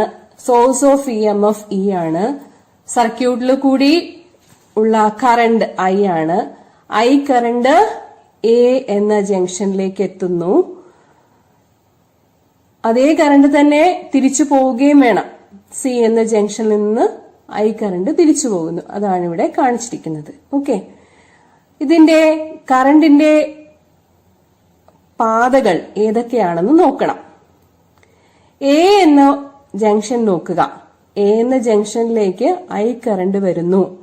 I കറണ്ട് 2 ആയിട്ട് സ്പ്ലിറ്റ് ചെയ്യുന്നുണ്ട്. എങ്ങനെയൊക്കെയാണത്? I1 കറണ്ട് R1 എന്ന റെസിസ്റ്ററിൽ കൂടിയും I2 കറണ്ട് R3 എന്ന റെസിസ്റ്ററിൽ കൂടിയുമാണ് പോകുന്നത്. ഓക്കെ, ഇനി I1 കറണ്ട് B എന്ന ജംഗ്ഷനിൽ എത്തിയിട്ട് 2 ആയിട്ട് സ്പ്ലിറ്റ് ചെയ്യുന്നു. IG കറണ്ട് ഗാൽവനോമീറ്ററിൽ കൂടിയും I3 കറണ്ട് R2 റെസിസ്റ്ററിൽ കൂടിയും പോകുന്നു. ഓക്കെ, ഡി എന്ന ജംഗ്ഷനിലെ കറണ്ടുകൾ ഏതെല്ലാമാണ്? 2 കറണ്ടുകളാണ് അവിടെ വരുന്നത്. ആരോ മാർക്ക് ശ്രദ്ധിക്കുക, വരുന്നതിന്റെ ആരോ മാർക്ക് ശ്രദ്ധിക്കുക. I2 കറണ്ട് വരുന്നുണ്ട്, IG കറണ്ടും വരുന്നുണ്ട്. പോകുന്നത് I4 കറണ്ടാണ് ഡിയിൽ നിന്ന് പോകുന്നത് അല്ലെങ്കിൽ പുറപ്പെടുന്നത്. ഓക്കെ, സി എന്ന ജംഗ്ഷനിൽ മീറ്റ് ചെയ്യുന്ന കറണ്ടുകൾ I3യും I4ുമാണ്. അവിടെ നിന്ന് ഇതെല്ലാം കൂടി ചേർന്നിട്ട് ടോട്ടൽ വന്നത് I അല്ലേ? I തന്നെ തിരിച്ചു പോകണം. ഓക്കെ, ഒരു കീ കൊടുത്തിട്ടുണ്ട് സർക്യൂട്ട് കംപ്ലീറ്റ് ആക്കുന്നതിന് വേണ്ടിയിട്ട്. കീ ക്ലോസ് ചെയ്യുമ്പോഴാണ് കറന്റ് ഫ്ലോ ഇങ്ങനെയൊക്കെ ഉണ്ടാവുക. ഓക്കെ, അപ്പോ A B C A D C എന്നിങ്ങനെയുള്ള 2 വഴികളെ ഒരു പാലം ആയ ഗാൽവനോമീറ്റർ ഉപയോഗിച്ച് ബന്ധിപ്പിച്ചിരിക്കുന്ന പ്രത്യേകതരം ഡിസൈനാണ് വീസ്റ്റൺസ് ബ്രിഡ്ജ്. ഇതിൽ ഏതെങ്കിലും ഒരു റെസിസ്റ്റൻസിന്റെ വാല്യൂ അറിയില്ല എന്നുണ്ടെങ്കിൽ അതിനെ വീസ്റ്റൺസ് ബ്രിഡ്ജ് പ്രിൻസിപ്പിൾ ഉപയോഗിച്ച് കണ്ടുപിടിക്കാൻ സാധിക്കുന്നതാണ്. ഓക്കെ, അതെങ്ങനെയാണെന്നാണ് നമ്മൾ കാണാൻ പോകുന്നത്. വീസ്റ്റൺസ് ബ്രിഡ്ജിന്റെ ബാലൻസിംഗ് കണ്ടീഷൻ എന്താണെന്നാണ് നമ്മൾ ആദ്യം മനസ്സിലാക്കേണ്ടത്. അതിനുവേണ്ടി പറഞ്ഞിരിക്കുന്ന കാര്യങ്ങളെല്ലാം ഒരിക്കൽ കൂടി നോക്കാം. അൺനോൺ റെസിസ്റ്റൻസ് കണ്ടുപിടിക്കാനുള്ള ഇൻസ്ട്രുമെന്റ് ആണ് വീസ്റ്റൺസ് ബ്രിഡ്ജ്, അല്ലെങ്കിൽ ഒരു ഡിസൈൻ ആണ് വീസ്റ്റൺസ് ബ്രിഡ്ജ്. കിർച്ചോഫ്സ് റൂൾസിന്റെ ആപ്ലിക്കേഷൻ ആണ് ഇവിടെ പ്രയോജനപ്പെടുത്തുന്നത്. 4 റെസിസ്റ്റൻസുകൾ ഒരു ബ്രിഡ്ജ് സർക്യൂട്ടിൽ കണക്ട് ചെയ്തിട്ടുണ്ടായിരിക്കും, ഒരെണ്ണം അൺനോൺ റെസിസ്റ്റൻസ് ആയിരിക്കും. ഇവിടുത്തെ സെൽ ഓഫ് EMF കണക്ട് ചെയ്തിരിക്കുന്നത് എ എന്ന പോയിന്റിനും സി എന്ന പോയിന്റിനും ഇടയിലാണ്. ഗാൽവനോമീറ്റർ കണക്ട് ചെയ്തിരിക്കുന്നത് ബി എന്ന പോയിന്റിനും ഡി എന്ന പോയിന്റിനും ഇടയിലാണ്. കീ ഓൺ ആയിരിക്കുമ്പോൾ സർക്യൂട്ടിൽ കൂടി കറന്റ് ഫ്ലോ ഉണ്ടാവും. ബ്രിഡ്ജ് ബാലൻസ് ആവുന്നത് എപ്പോഴാണ്? ബി എന്ന പോയിന്റിലെയും ഡി എന്ന പോയിന്റിലെയും പൊട്ടൻഷ്യൽ ഡിഫറൻസ് സെയിം ആയിരിക്കുമ്പോൾ, രണ്ടിടത്തെയും പൊട്ടൻഷ്യൽ വാല്യൂസ് സെയിം ആയിരിക്കുമ്പോഴാണ് ബ്രിഡ്ജ് ബാലൻസ്ഡ് ആണെന്ന് പറയുന്നത്. ബ്രിഡ്ജ് ബാലൻസ്ഡ് ആവുമ്പോൾ ABC എന്ന വഴിയും ADC എന്ന വഴിയും രണ്ടും ഒരുപോലെ വരണം. അതായത് ഗാൽവനോമീറ്ററിൽ കൂടിയുള്ള കറന്റ് 0 ആയിരിക്കണം. അതായത് ബ്രിഡ്ജിന്റെ ബാലൻസിംഗ് കണ്ടീഷൻ IG = 0 എന്നുള്ളതാണ്. അപ്പോഴാണ് ABCയും ADCയും തുല്യമായിട്ട് വരിക. എയിൽ നിന്ന് സി എന്ന പോയിന്റിലേക്ക് എത്താനുള്ള പാത്ത് രണ്ടും തുല്യമായിട്ട് വരുമ്പോഴാണ് നമ്മുടെ ബ്രിഡ്ജ് ബാലൻസ്ഡ് ആണെന്ന് പറയുന്നത്. No current flows through the galvanometer of resistance G at balanced condition. So bridge balanced ആവാനുള്ള കണ്ടീഷൻ IG = 0 എന്നുള്ളതാണ്. IG എന്നാൽ കറന്റ് ത്രൂ ദി ഗാൽവനോമീറ്റർ എന്നാണ്. ഓക്കെ, മറ്റൊരു പ്രധാനപ്പെട്ട പോയിന്റ് ഓർക്കേണ്ടത് എങ്ങനെയാണ്? റെസിസ്റ്റേഴ്സിന്റെ വാല്യൂസ് അഡ്ജസ്റ്റ് ചെയ്തിട്ടാണ് ബ്രിഡ്ജിനെ ബാലൻസ് ചെയ്യുന്നത്. The values of resistors are adjusted such that the potentials at B and D become the same. അപ്പോഴാണ് ബ്രിഡ്ജ് ബാലൻസ്ഡ് ആണെന്ന് പറയുന്നത്. അങ്ങനെയാവുമ്പോൾ ABC എന്നുള്ള പാത്തും ADC എന്നുള്ള പാത്തും തുല്യമായി കണക്കാക്കാൻ സാധിക്കുന്നതാണ്. ഓക്കെ, നമ്മുടെ വീസ്റ്റൺസ് ബ്രിഡ്ജില് കിർച്ചോഫ്സ് റൂൾസ് അപ്ലൈ ചെയ്യാൻ പോവുകയാണ്. വിവിധ ലൂപ്പുകൾ എടുക്കുക, അവിടെയുള്ള സിഗ്മ IR = സിഗ്മ E എന്ന ലൂപ്പ് റൂൾ വെരിഫൈ ചെയ്യുക. ഓക്കെ, ആദ്യം നമുക്ക് ABDA എന്ന ക്ലോസ്ഡ് ലൂപ്പ് എടുക്കാം. ABDAയില് സോഴ്സ് ഓഫ് EMF ഇല്ലല്ലോ, അങ്ങനെയാവുമ്പോ RHS 0 ആയിരിക്കും. ഓക്കെ, കറന്റുകളും റെസിസ്റ്റൻസുകളും ഏതെല്ലാമാണ്? Products of currents and resistances എങ്ങനെയൊക്കെയാണ് വരുന്നത്? I1 കറന്റ് R1 കൂടി, IG current galvanometer resistance G കൂടി. ഓക്കെ, അപ്പോ അത് രണ്ടും ക്ലോക്ക് വൈസ് ആയിട്ടാണുള്ളത്. ഒരു ക്ലോക്കിലെ സൂചിയുടെ മൂവ്മെന്റ് നോക്കുന്നത് പോലെ ക്ലോക്ക് വൈസ് ആയിട്ട് വരുന്ന രണ്ട് കറന്റുകളാണ് I1ഉം IG-യും. അത് രണ്ടും പോസിറ്റീവ് ആയിരിക്കും. I2 കറന്റിന്റെ ഡയറക്ഷൻ നേരത്തെ പറഞ്ഞത് ഓർക്കുക. I2 എന്നുള്ളത് ആന്റി ക്ലോക്ക് വൈസ് ആയിട്ടാണ് വരുന്നത്. സോ I2 എന്നുള്ളത് നെഗറ്റീവ് ആയിരിക്കും. ഓക്കെ, ക്ലോക്ക് വൈസ് കറന്റുകൾ പോസിറ്റീവ് എന്നും ആന്റി ക്ലോക്ക് വൈസ് കറന്റുകൾ നെഗറ്റീവ് എന്നും എടുക്കുക. അങ്ങനെയാകുമ്പോ നമുക്ക് കറന്റിന്റെയും റെസിസ്റ്റൻസിന്റെയും പ്രോഡക്റ്റ് എടുത്ത് തുക എടുക്കുമ്പോ എങ്ങനെ വരും? I1 × R1 plus IG × G. I2 anticlockwise ആണ്. So -I2 × R3 = 0. Source of EMF ഇല്ലാത്തത് കൊണ്ട് ABDA എന്ന ലൂപ്പിലെ ഇക്വേഷൻ 1 കാണിച്ചിരിക്കുന്നത് പ്രകാരമായിരിക്കും. ബ്രിഡ്ജിന്റെ ബാലൻസിംഗ് കണ്ടീഷൻ അപ്ലൈ ചെയ്യാം. ബാലൻസിംഗ് കണ്ടീഷൻ എന്നാൽ ഗാൽവനോമീറ്റർ കറന്റ് 0 ആകുന്നതാണ്. അങ്ങനെ വരുമ്പോൾ ഇക്വേഷൻ 1 എങ്ങനെ മാറും? I1 R1 -I2 R3 = 0 എന്നായിരിക്കും. അല്ലെങ്കിൽ I1 R1 = I2 R3 എന്നായിരിക്കും. Equation number 2. അടുത്ത ലൂപ്പ് പരിഗണിക്കാം. അടുത്ത ലൂപ്പ് BCDB ആണ്. BCDBയിലേക്ക് ക്ലോക്ക് വൈസ് കറന്റ് എടുക്കുന്നത് I3 ആണ്. ക്ലോക്ക് വൈസ് കറന്റ് I3 ആണ്. ആന്റി ക്ലോക്ക് വൈസ് കറന്റുകൾ ഉണ്ടോ? ഏതെല്ലാമാണ്? IG anticlockwise current ആണ്. ആ IG കറന്റ് D എന്ന ജംഗ്ഷനിൽ വന്നിട്ട് I4 കറണ്ട് R4 കൂടിയാണ് പോകുന്നത്. അപ്പോ I4 കറണ്ടും ആന്റി ക്ലോക്ക് വൈസ് ആണ്. So IG and I4 are negative. Considering the loop BCDB and I3 current is positive. So we have the loop rule in BCDB, which is I3R2 minus I4R4 minus IG into G equal to 0. അവിടെയും source of EMF ഇല്ല. BCDBയിലും source of EMF ഇല്ല. അതുകൊണ്ട് RHS 0 ആയിരിക്കും. ഇനി ബ്രിഡ്ജിന്റെ balancing condition കൊടുക്കാം. IG equal to 0. അപ്പോഴെന്താണ് കിട്ടുക? I3R2 equal to IG into G, അല്ലെങ്കിൽ I3R2 minus IG into G equal to 0. അതാണ് I3R2 ഈക്വൽ ടു I4R4 എന്ന് എഴുതുന്നത്. ഇക്വേഷൻ നമ്പർ 4 ആയി കഴിഞ്ഞു. ഓക്കെ, ഇനി നമുക്ക് ജംഗ്ഷനില് മീറ്റ് ചെയ്യുന്ന കറണ്ടുകളെ സംബന്ധിക്കുന്ന നിയമം എഴുതാം. Kirchhoff's first rule.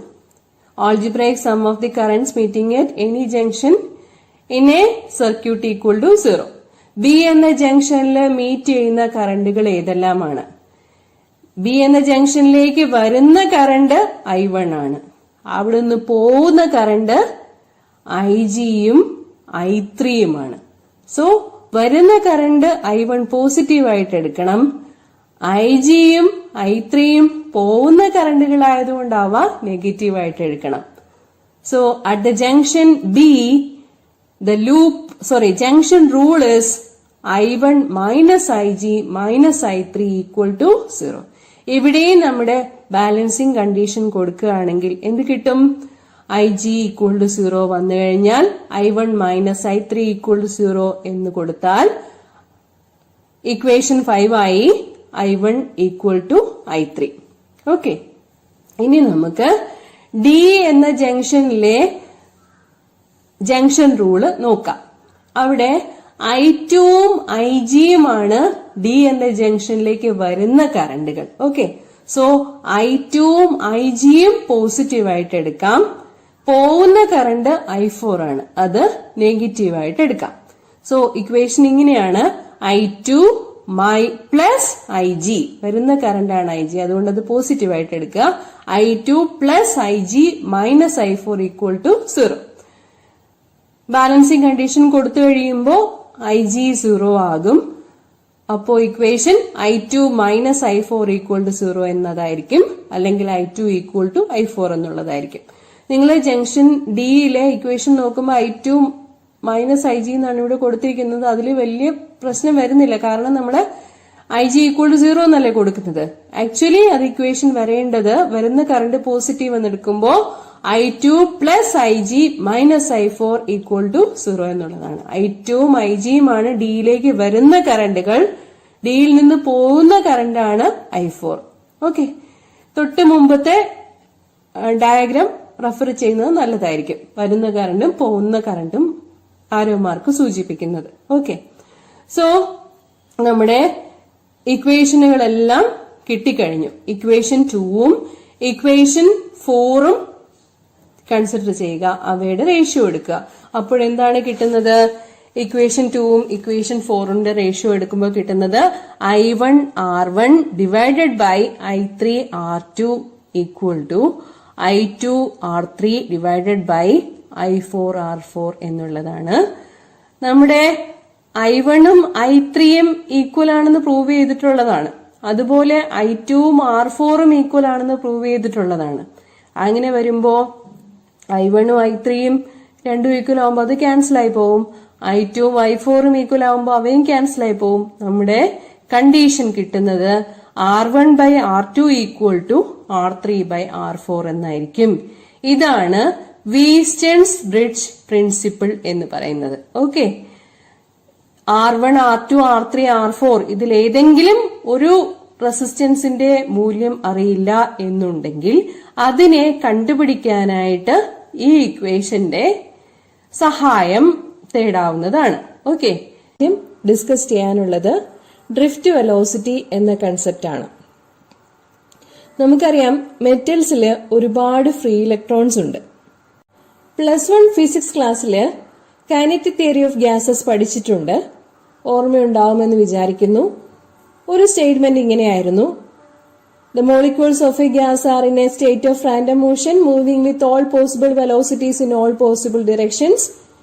During their random motion, they collide with one another and also with the walls of the containing vessel. Gas മോളിക്യൂൾസിന്റെ കാര്യം പറയുന്നത് പോലെ തന്നെയാണ് മെറ്റൽസിലെ ഫ്രീ ഇലക്ട്രോൺസിന്റെ കാര്യവും. ഫ്രീ ഇലക്ട്രോൺസും റാൻഡം മോഷനിലാണ്. ഇങ്ങനെയാണ് പറയുക: They are in a state of random zigzag motion due to collision with atoms. Okay. ഇലക്ട്രോൺസിനെ മെറ്റൽ കൺസിഡർ ചെയ്യുകയാണെങ്കിൽ അവ ഗ്യാസ് മോളിക്യൂൾസിനെ പോലെയാണ് കൺസിഡർ ചെയ്യുക. ഒരു വെസലിൽ എൻക്ലോസ് ചെയ്തിരിക്കുന്ന ഗ്യാസ് മോളിക്യൂൾസിനെ പോലെയാണ് ഫ്രീ ഇലക്ട്രോൺസിനെ കൺസിഡർ ചെയ്യുക. അങ്ങനെയാകുമ്പോൾ ഇലക്ട്രോൺസിനെ metal can be considered as a gas. It is called electron gas. Free electrons, മെറ്റൽസിലെ ഫ്രീ ഇലക്ട്രോൺസിനെ പറയുന്നത് ഇലക്ട്രോൺ ഗ്യാസ് എന്നാണ്. ഫ്രീ ഇലക്ട്രോൺസിന്റെ എണ്ണം വളരെ കൂടുതലാണ് മെറ്റൽസിൽ. ഒരു ക്യൂബിക് മീറ്റർ മെറ്റൽ കൺസിഡർ ചെയ്ത് കഴിഞ്ഞാൽ ഏകദേശം 10^29 ഇലക്ട്രോൺസ് ഉണ്ടായിരിക്കും എന്നാണ് പറയുന്നത്. Which are in a state of continuous zigzag motion. നമ്മളിവിടെ കാണിച്ചിരിക്കുന്നത് പോലെ തന്നെ സിക്സാഗ് ആയിട്ടാണ് ഫ്രീ ഇലക്ട്രോൺസിന്റെ മെറ്റൽ സഞ്ചരിക്കുക. ഫ്രീ ഇലക്ട്രോൺസിന്റെ സിക്സാഗ് മോഷൻ കൺസിഡർ ചെയ്യുമ്പോൾ average velocity of free electrons will be equal to 0. എത്രയാണ് പോസിറ്റീവ് ഡിറക്ഷനിലേക്ക് ഉണ്ടോ അത്രയും തന്നെ നെഗറ്റീവ് ഡിറക്ഷനിലേക്ക് ഉണ്ടായിരിക്കും. അങ്ങനെ സിക്സാഗ് മോഷൻ എടുത്തു കഴിഞ്ഞാൽ net velocity will be 0. Okay. ഇനി ഒരു എക്സ്റ്റേണൽ ഇലക്ട്രിക് ഫീൽഡ് ഈ കണ്ടക്ടറിൽ അപ്ലൈ ചെയ്യുകയാണെന്ന് വിചാരിക്കുക. നമ്മളിവിടെ ഡെമോൺസ്ട്രേഷനിൽ കാണിച്ചിരിക്കുന്നത് പോലെ ഒരു കണ്ടക്ടറിനോട് കൂടി എക്സ്റ്റേണൽ ഇലക്ട്രിക് ഫീൽഡ് അപ്ലൈ ചെയ്യുകയാണ്. അപ്പോ ഇലക്ട്രിക് ഫീൽഡിന്റെ ഡിറക്ഷൻ പോസിറ്റീവിൽ നിന്നും നെഗറ്റീവിലേക്കാണ് വരുന്നത്. എക്സ്റ്റേണൽ ഇലക്ട്രിക് ഫീൽഡ് അപ്ലൈ ചെയ്ത് കഴിയുമ്പോൾ ഇലക്ട്രോൺസിന് ഒരു ചെറിയ ഡ്രിഫ്റ്റ് ഉണ്ടാവും. അത് ഫീൽഡിന്റെ ഡിറക്ഷന് ഓപ്പോസിറ്റ് ആയിട്ടായിരിക്കും. In the presence of an external electric field, the electrons slightly drift and the velocity with which it has taken place is called the drift velocity. Electric field apply ചെയ്ത് കഴിയുമ്പോൾ ഇലക്ട്രോൺസിനുണ്ടാകുന്ന drift ആണ് drift velocity എന്നതുകൊണ്ട് ഉദ്ദേശിക്കുന്നത്. ഈ drift വെലോസിറ്റിയുടെ direction external electric ഫീൽഡിന് opposite ആയിട്ടായിരിക്കും. അതായത് നെഗറ്റീവിൽ നിന്ന് പോസിറ്റീവിലേക്കായിട്ടായിരിക്കും ഡ്രിഫ്റ്റ് വെലോസിറ്റിയുടെ ഡിറക്ഷൻ കൺസിഡർ ചെയ്യുക. ഫീൽഡ് പോസിറ്റീവിൽ നിന്നും നെഗറ്റീവിലേക്കാണെങ്കിൽ ടുവേഴ്സ് ദി പോസിറ്റീവ് ഡിറക്ഷൻ ആയിരിക്കും നമ്മള് മെറ്റൽസിലെ ഇലക്ട്രിക് ഫീൽഡിന്റെ പ്രസൻസില് drifting of free electrons consider ചെയ്യുക. The magnitude of drift velocity is very very small. പക്ഷെ ഫിസിക്സിൽ എന്ത് കാര്യം പറഞ്ഞാലും അതിനൊരു മെഷർമെന്റ് ഉണ്ടായിരിക്കും. ഡ്രിഫ്റ്റ് വെലോസിറ്റിയുടെ ആവറേജ് വാല്യൂ എന്ന് പറയുന്നത് 10⁻⁻5 മീറ്റർ/സെക്കൻഡ് ആണ്. ഓക്കെ. ഇനി നമുക്ക് റിലാക്സേഷൻ ടൈം എന്നൊരു കൺസെപ്റ്റ് മനസ്സിലാക്കണം. നമ്മൾ പറഞ്ഞു the electrons or the free electrons in a metal are behaving like the gas molecules taken in a vessel. Electron gas എന്ന് പറയാൻ കാരണം അതാണ്. This electrons are moving with all possible velocities in all possible directions. During their motion they collide with one another. Okay. അപ്പൊ ഈ കൊളീഷന് ഒരു സമയം കണക്കാക്കാൻ പറ്റും. അടുത്തടുത്തുള്ള രണ്ട് ആറ്റങ്ങളിലെ ഫ്രീ ഇലക്ട്രോൺസ് കൊളൈഡ് ചെയ്യാൻ എടുക്കുന്ന സമയമായിരിക്കില്ല അല്പം ദൂരെയുള്ള ആറ്റങ്ങളിലെ ഫ്രീ ഇലക്ട്രോൺസ് കൊളൈഡ് ചെയ്യാൻ എടുക്കുന്ന സമയം. അങ്ങനെ വരുമ്പോൾ ടൈം കണക്കാക്കുന്നത് ആവറേജ് ആയിട്ടായിരിക്കും. Okay. The average time taken between two successive collisions is considered and that time is called the relaxation time. The average time taken between two successive collisions is called the relaxation time. ഇനി നമുക്ക് relaxation ടൈമിന് ഒരു expression കണ്ടെത്തണം. നമുക്കറിയാം electron gas consider ചെയ്യുമ്പോൾ the free electrons are in a metal are in a state of random motion. They are moving with all possible velocities in all possible directions. Electric ഫീൽഡിന് opposite ആയിട്ടാണ് drifting ഉണ്ടാവുന്നത്. Okay, ഒരു potential difference apply ചെയ്യുന്നു അല്ലെങ്കിൽ ഒരു external electric field കൊടുക്കുന്നു. അപ്പോ ചാർജിൽ അനുഭവപ്പെടുന്ന ഫോഴ്സ് എന്ന് പറയുന്നത് F=EQ ആണ്. ഓക്കെ, ഇലക്ട്രോൺ ആണ് ഇവിടുത്തെ charged particle. So equation is F=e⁻E. Okay, ഇലക്ട്രോൺസിന് ഡ്രിഫ്റ്റിംഗ് ഉണ്ടാവുന്നു എന്ന് പറഞ്ഞാൽ അതിന്റെ അർത്ഥം they get accelerated. So F=ma is applicable here. So we have two equations for the force acting on the electron, which are F=ma and F=e⁻E. പക്ഷേ ഇലക്ട്രോൺസിന് drifting ഉണ്ടാവുന്നത് applied electric ഫീൽഡിന് opposite ആയിട്ടാണ്. അതുകൊണ്ട് നമുക്ക് പറയാം ma=-e⁻E. ഓപ്പോസിറ്റ് ആയിട്ടാണ് drifting ഉണ്ടാവുന്നതെന്ന് കാണിക്കാൻ വേണ്ടിയിട്ടാണ് മൈനസ് സൈൻ കൊടുക്കുന്നത്. So acceleration A=-e⁻m. Mark it as equation number 1. Electrons motion എന്ന് പറയുന്നത് സ്ട്രെയിറ്റ് ലൈൻ മോഷൻ തന്നെയാണ്. റിലാക്സേഷൻ ടൈം വളരെ കുറവാണ്.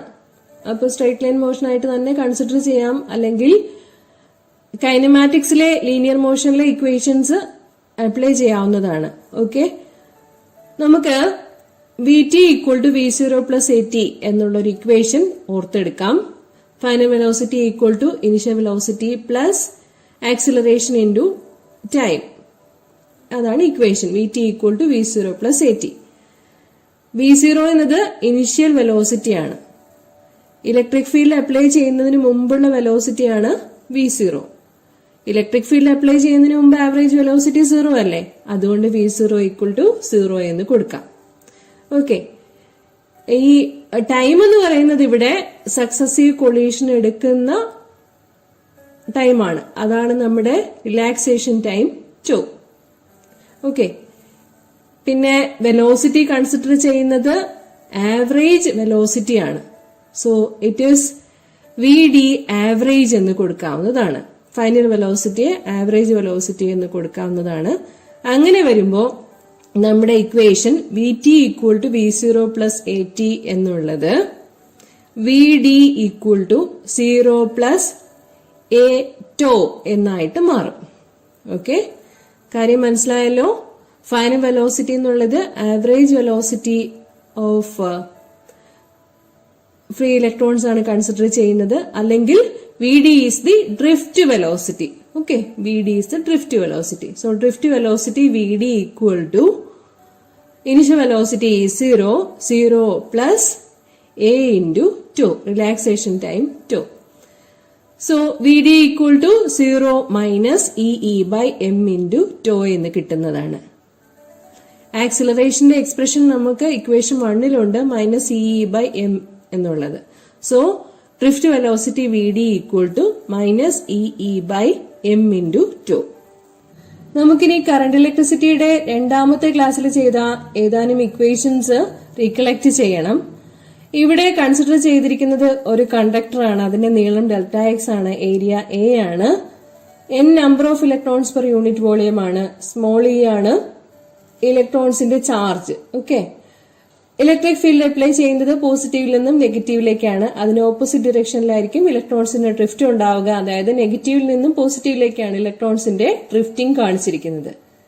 ഓക്കെ, കണ്ടക്ടറിൽ കൂടി ഉള്ള ഇലക്ട്രോൺ ഫ്ലോ കണക്കാക്കുമ്പോൾ Δx =Vd into Δt എന്ന് കാണാവുന്നതാണ്. അതായത് in a time Δt, the electrons drift through a distance through the conductor.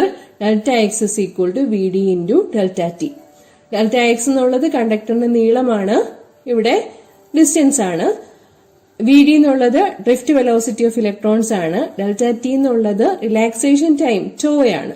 Okay, നമ്മള് രണ്ടാമത്തെ ക്ലാസ്സിൽ ഡിസ്കസ് ചെയ്തിട്ടുണ്ട് കണ്ടക്ടറിലെ ഒരു ഏരിയയിൽ കൂടിയുള്ള charge delta Q equal to NEA into VD into delta T എന്നാണെന്ന് ഡിസ്കസ് ചെയ്തിട്ടുണ്ട്. വെലോസിറ്റി എന്നാണ് അവിടെ കൊടുത്തിരിക്കുന്നത്. ആ വെലോസിറ്റി ഇപ്പോ ഡ്രിഫ്റ്റ് വെലോസിറ്റി ആണെന്ന് നമുക്കറിയാം.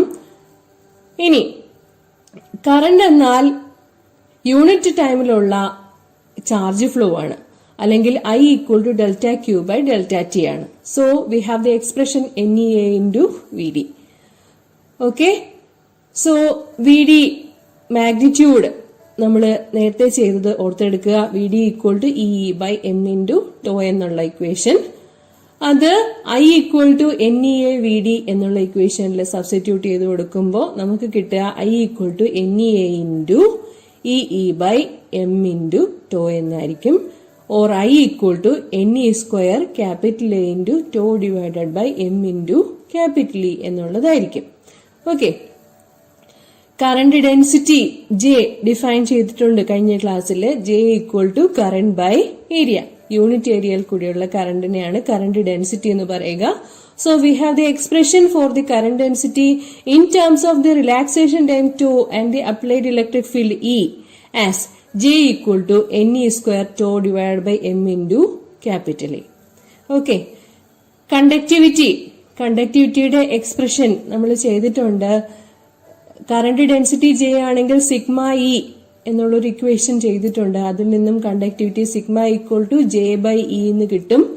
Or sigma equal to NE square tau divided by M. Reciprocal of conductivity ആണ് റെസിസ്റ്റിവിറ്റി എന്ന് പറയുക. Resistivity rho therefore equal to 1 by sigma equal to M divided by NE square tau. Okay, നമ്മള് കഴിഞ്ഞ ക്ലാസ്സിൽ resistance എന്താണെന്ന് define ചെയ്തിരുന്നു. ഒരു potential difference apply ചെയ്ത് കഴിയുമ്പം അതിൽ കൂടിയുള്ള കറന്റ് ഫ്ലോനെ, ഇലക്ട്രോൺസിന് കണ്ടക്ടറിൽ കൂടിയുള്ള ഡ്രിഫ്റ്റിങ്ങിനെ ഒപ്പോസ് ചെയ്തുകൊണ്ട് ഉണ്ടാവുന്നതാണ്. എത്രമാത്രം ഒപ്പോസിഷൻ കൊടുക്കുന്നു എന്നുള്ളതാണ് അതിന്റെ റെസിസ്റ്റൻസ് എന്നതുകൊണ്ട് ഉദ്ദേശിക്കുന്നത്. ഈ റെസിസ്റ്റൻസ് ലെങ്ത് ഓഫ് ദി കണ്ടക്ടറിന് പ്രൊപ്പോർഷണൽ ആണ്, ഏരിയ ഓഫ് ദി കണ്ടക്ടറിന് ഇൻവേഴ്സ്ലി പ്രൊപ്പോർഷണൽ ആണ്. Or resistance R is proportional to L and inversely proportional to A. R equal to rho into L by A. R proportional to L by A എന്നുള്ളതാണ്. Proportionality മാറ്റാൻ introduce ചെയ്യുന്ന constant ആണ് rho. So R equal to rho into L by A, where rho is called the resistivity of the material of the conductor. ലെങ്തിന് ആനുപാതികമായിട്ട് resistance കൂടും. ഏരിയയ്ക്ക് inversely proportion ആയിട്ടായിരിക്കും resistance ഉണ്ടാവുക. ഇതിലെ ഈ കാര്യങ്ങൾ നമ്മൾ കഴിഞ്ഞ ക്ലാസ്സിൽ ഡിസ്കസ് ചെയ്തതാണ്, ഒന്ന് കാണണം അത്. So we have the expression R equal to rho into L by A. അതിൽ നിന്നും resistance R equal to rho into L by A എന്ന് കിട്ടുന്നതായിരിക്കും. So that is equal to M into L divided by NE square A into tau എന്നാണ് റെസിസ്റ്റൻസിന്റെ expression കിട്ടുക. Where L is the length of the conductor, A is the area of the conductor. Resistivity എന്ന് പറയുന്നത് മെറ്റീരിയലിന്റെ characteristic പ്രോപ്പർട്ടിയാണ്. ഒരേ material തന്നെ പല നീളത്തിലും പല ഏരിയയിലും ഒക്കെ എടുത്തു കഴിഞ്ഞാലും എന്തായിരിക്കും? റെസിസ്റ്റിവിറ്റി കോൺസ്റ്റന്റ് ആയിരിക്കും. അത് മെറ്റീരിയലിന്റെ നേച്ചർ അനുസരിച്ച് മാറിക്കൊണ്ടിരിക്കുന്ന ഒരു ക്യാരക്ടറിസ്റ്റിക് പ്രോപ്പർട്ടിയാണ്. എല്ലാ മെറ്റീരിയലിലും ഒരേ റെസിസ്റ്റിവിറ്റി തന്നെയായിരിക്കും ഉണ്ടാവുക. ഓക്കെ, ഇന്നത്തെ ക്ലാസ്സിൽ നമുക്ക് ഒരു കാര്യം കൂടി മനസ്സിലാക്കേണ്ടതുണ്ട്, അതാണ് മൊബിലിറ്റി. ഇലക്ട്രിക് ഫീൽഡിന്റെ പ്രസൻസിലാണ് ഇലക്ട്രോൺസിന് ഡ്രിഫ്റ്റ് ഉണ്ടാവുന്നതെന്ന് നമുക്കറിയാം. അല്ലെങ്കിൽ ഇലക്ട്രിക് ഫീൽഡിന്റെ പ്രസൻസിലാണ് ഡ്രിഫ്റ്റ് വെലോസിറ്റി കൺസിഡർ ചെയ്യുന്നത്. എത്രത്തോളം ഡ്രിഫ്റ്റ് ഉണ്ടാവുന്നുണ്ട് എന്നുള്ളതിന്റെ മെഷർമെന്റ് ആണ് മൊബിലിറ്റി എന്ന് പറയുന്നത്. Mobility is defined as the ratio of drift velocity to the applied electric field. Mobility mu Greek alphabet ആണ്. That is given by the expression mu equal to Vd divided by E. Drift velocity divided by applied electric field. It's equal to E tau divided by M, where E is the applied electric field, tau is the relaxation time, M is the mass of the electron. ഈ എക്സ്പ്രഷനിൽ നിന്ന് നമുക്ക് മൊബിലിറ്റിയുടെ unit കണ്ടെത്താനാവും. നമുക്ക് electric ഫീൽഡിന് 2 unit അറിയാം. Newton per coulomb എന്നൊരു യൂണിറ്റും അറിയാം, വോൾട്ട് പെർ മീറ്റർ എന്നൊരു യൂണിറ്റും അറിയാം. ന്യൂട്ടൺ പെർ കൂളോം എന്നുള്ള യൂണിറ്റ് കൊടുക്കുകയാണെങ്കിൽ mu equal to VD divided by E എന്നുള്ളതില് electric field newton per coulomb എന്നുള്ള യൂണിറ്റ് കൊടുക്കുകയാണെങ്കിൽ നമുക്ക് കിട്ടുക കൂളോം സെക്കൻഡ് പെർ കിലോഗ്രാം എന്നായിരിക്കും മ്യൂവിന്റെ യൂണിറ്റ് കിട്ടുക, മൊബിലിറ്റിയുടെ യൂണിറ്റ് കിട്ടുക. അതെങ്ങനെയാണ്? VD by E. അതെങ്ങനെ വരും? Metre per second divided by newton per coulomb. Metre per second divided by newton എന്നാൽ kilogram metre per second square per coulomb. അപ്പോ ഈ പെർ കൂളോമിലെ C മുകളിലേക്ക് പോകുമ്പോൾ കൂളം സെക്കൻഡ് പെർ കിലോഗ്രാം എന്ന് വരും. ഒരു മീറ്റർ ന്യൂമറേറ്ററിലും ഡിനോമിനേറ്ററിലും ക്യാൻസൽ ആവും. അതുപോലെ ഓരോ സെക്കൻഡ് വീതവും ക്യാൻസൽ ആയി പോകും. പിന്നെ വരുന്നത് കൂളം സെക്കൻഡ് പെർ കിലോഗ്രാം എന്നായിരിക്കും. പിന്നെ നമ്മുടെ ഇലക്ട്രിക് ഫീൽഡിന് വോൾട്ട് പെർ മീറ്റർ എന്നുള്ള ഇക്വേഷൻ കൊടുത്തു കഴിഞ്ഞാൽ മൊബിലിറ്റിയുടെ യൂണിറ്റ് കിട്ടുക ഇങ്ങനെയായിരിക്കും. VD divide by E metre per second divided by volt per metre എന്ന് കൊടുക്കുമ്പോൾ metre square per volt per second എന്നായിരിക്കും. ഓക്കെ, അപ്പൊ ഇത് തന്നെ ന്യൂട്ടൺ പെർ കൂളം, കൂളമിന്റെ ടേംസിലുള്ള ഒരു യൂണിറ്റ് വേണം എന്നുണ്ടെങ്കിൽ എങ്ങനെ വരും? Metre per second divide by newton per coulomb എന്നായിരിക്കുമ്പോൾ ഇങ്ങനെ വരും, metre coulomb per newton per second. അങ്ങനെ 3 തരത്തില് യൂണിറ്റ് പറയാൻ സാധിക്കും. 3ഉം ഒരേ കാര്യം തന്നെയാണ്. എല്ലാം SI സിസ്റ്റത്തിൽ തന്നെയാണ് പറയുന്നത്. 3 തരത്തിൽ ഡിഫൈൻ ചെയ്യുന്നു എന്ന് മാത്രമേ ഉള്ളൂ. ഓക്കെ, അപ്പൊ നമ്മള് കണ്ടക്ടിവിറ്റിയും റെസിസ്റ്റിവിറ്റിയും പഠിച്ചതുപോലെ മറ്റൊരു കാര്യം മനസ്സിലാക്കുന്നതാണ് mobility. Okay, electrical energy and power. ഒരു സർക്യൂട്ടിൽ കൂടി സ്റ്റഡി കറന്റ് മെയിൻറ്റെയിൻ ചെയ്യാനായി സർക്യൂട്ടിലെ ബാറ്ററി ശ്രമിക്കുമ്പോൾ അതിന് വർക്ക് ചെയ്യേണ്ടതായി വരും. ഫ്ലോ ഓഫ് കറന്റിനെ റെസിസ്റ്റർ പ്രതിരോധിക്കുന്നതായതുകൊണ്ട്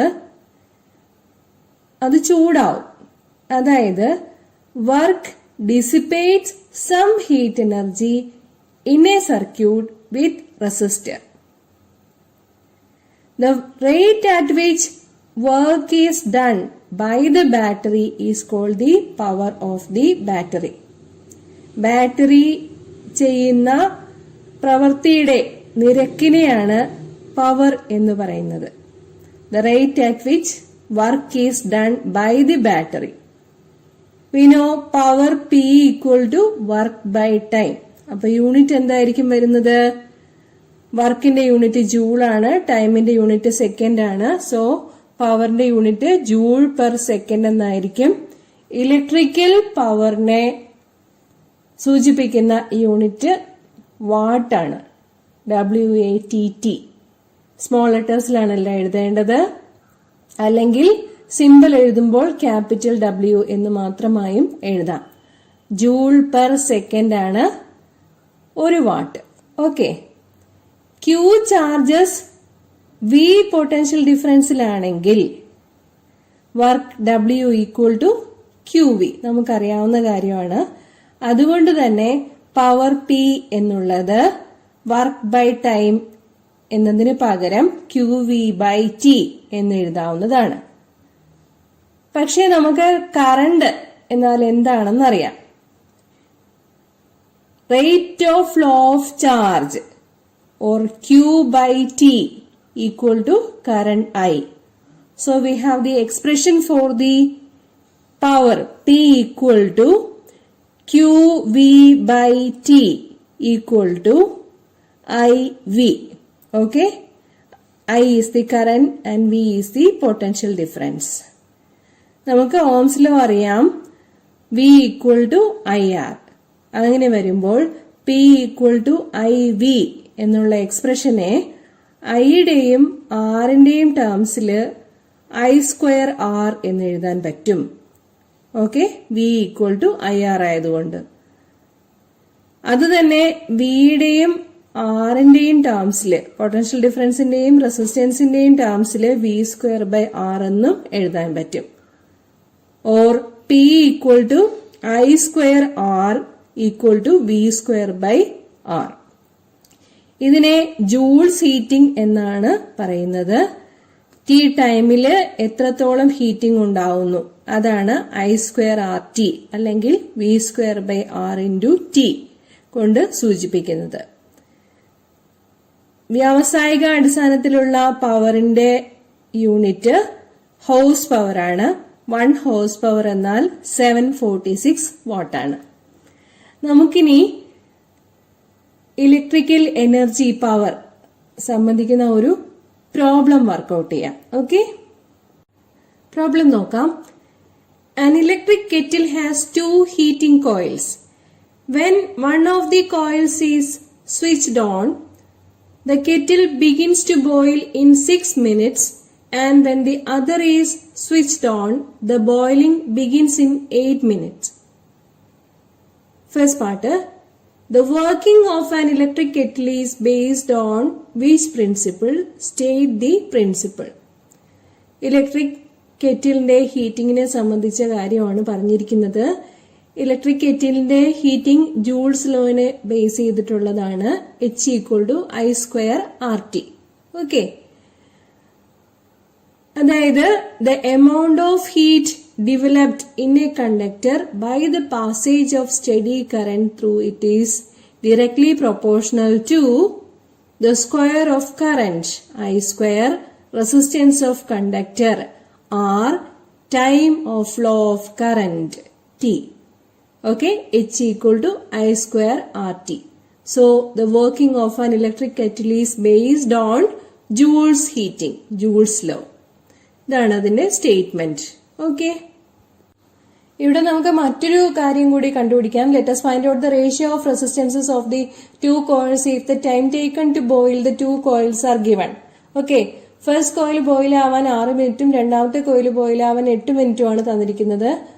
പൊട്ടൻഷ്യൽ ഡിഫറൻസ് സെയിം ആണ്, രണ്ടും ഒരുമിച്ചല്ലേ കണക്ട് ചെയ്തിരിക്കുന്നത്. So potential difference is the same. നമ്മുടെ ജൂൾസ് ഹീറ്റിംഗിന്റെ equation V square by R into T equal to H എന്നുള്ളതാണ്.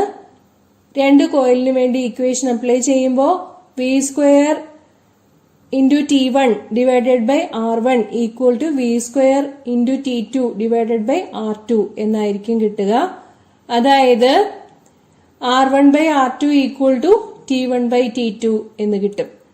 V square രണ്ടിടത്തും ക്യാൻസൽ ആയി പോകും. Okay, so R1 by R2 ratio of resistances എന്ന് പറയുന്നത് ratio of time taken to boil തന്നെയായിരിക്കും T1 by T2. T1 6 minute ആണ്, T2 8 minute ആണ്. അതുകൊണ്ട് റേഷ്യോ R1 by R2 എന്നുള്ളത് 6 by 8 എന്ന് കിട്ടുന്നതായിരിക്കും, അല്ലെങ്കിൽ 3 by 4 എന്ന് കിട്ടുന്നതായിരിക്കും. Okay, thank you.